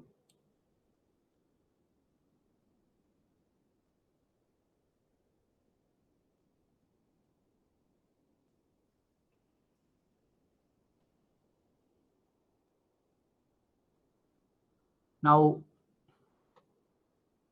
I think all of you will realize this portfolio is a leverage portfolio because the market portfolio has a weight of 175%.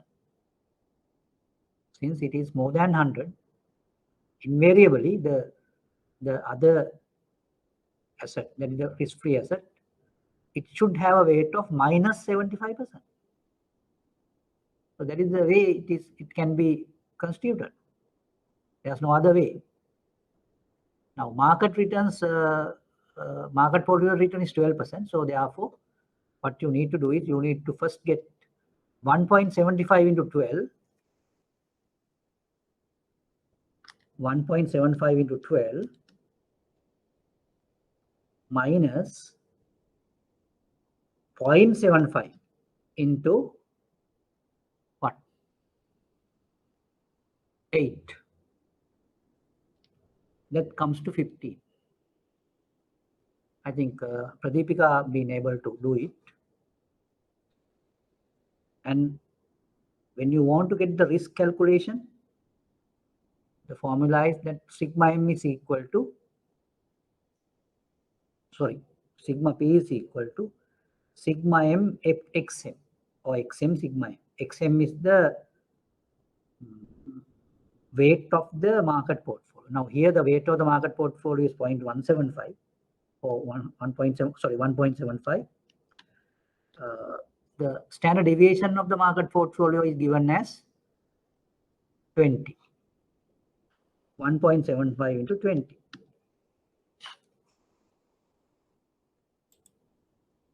Yes, Pradeepika. Kisal also has done it. Yeah, the risk will become 35% for this portfolio. Now it consists of 175% of market portfolio and minus 75% of risk-free portfolio. Now, when you say minus 75%, it's a borrowing of risk-free asset. It's a borrowing of risk-free asset.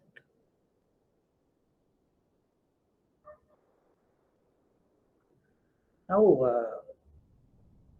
in physical terms, the meaning, what is the meaning here? Now, what you do is you borrow something and you invest. So that is what you call leveraging. If you do something without money in your hand, someone else's money, so that is what you call leveraging. So in that case, most of the banks and even the finance institutions, they are leveraged organizations. What is the reason? They all do their business, do their investments on customers' funds, the liabilities. So therefore, we call such organizations leveraged organizations. Leveraged organizations. However, these borrowings are actually the deposits are also can be taken as borrowings.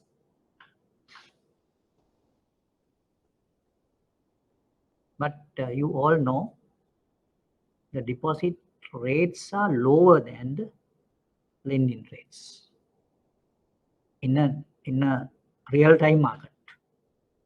But as per the capital market theory's assumptions, you can borrow or lend at the same rate, at the risk-free rate. That is what the meaning. Right. Anyway, what I feel is now you need to just have an insight onto these things and see the real meaning of it, and you need to compare it with the real life situations.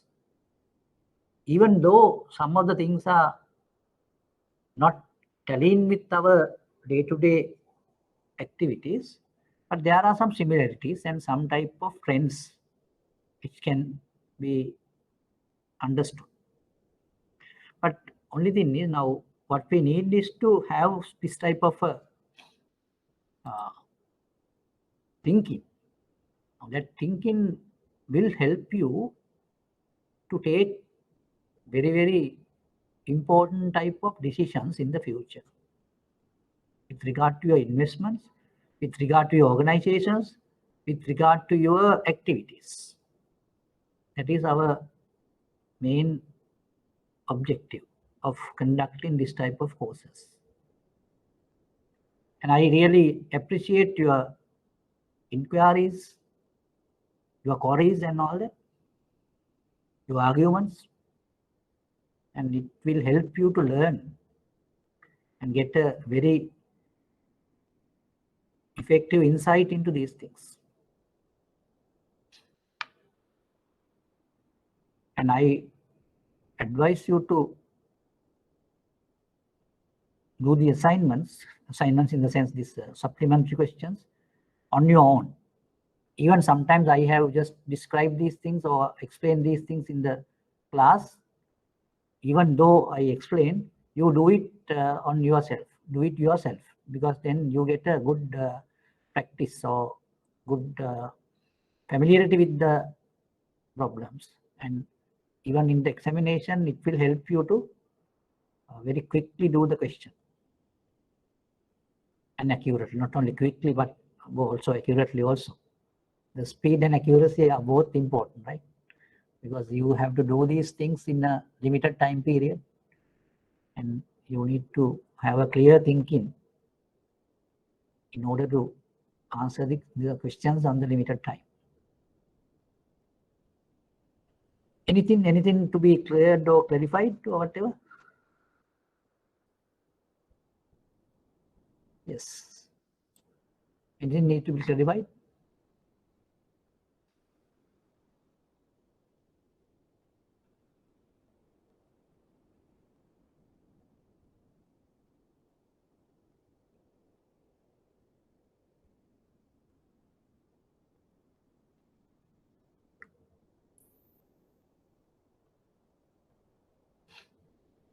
Yes, Kisal and Chalana,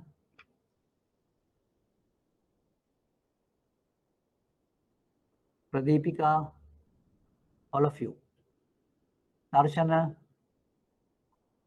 I think you all are really actively engaged in these things, and I appreciate that. And I really ask the others also to do the same thing. And you will realize how important it is to get familiar with all these jargon, the vocabulary and all that, those things. And you will be in a position to take up very important positions in your organizations by getting this knowledge correct. Right, okay. Then I will wind up the session and expect you to do the assignments or do the supplementary questions on yourself, and we will continue on next week. Thank you very much.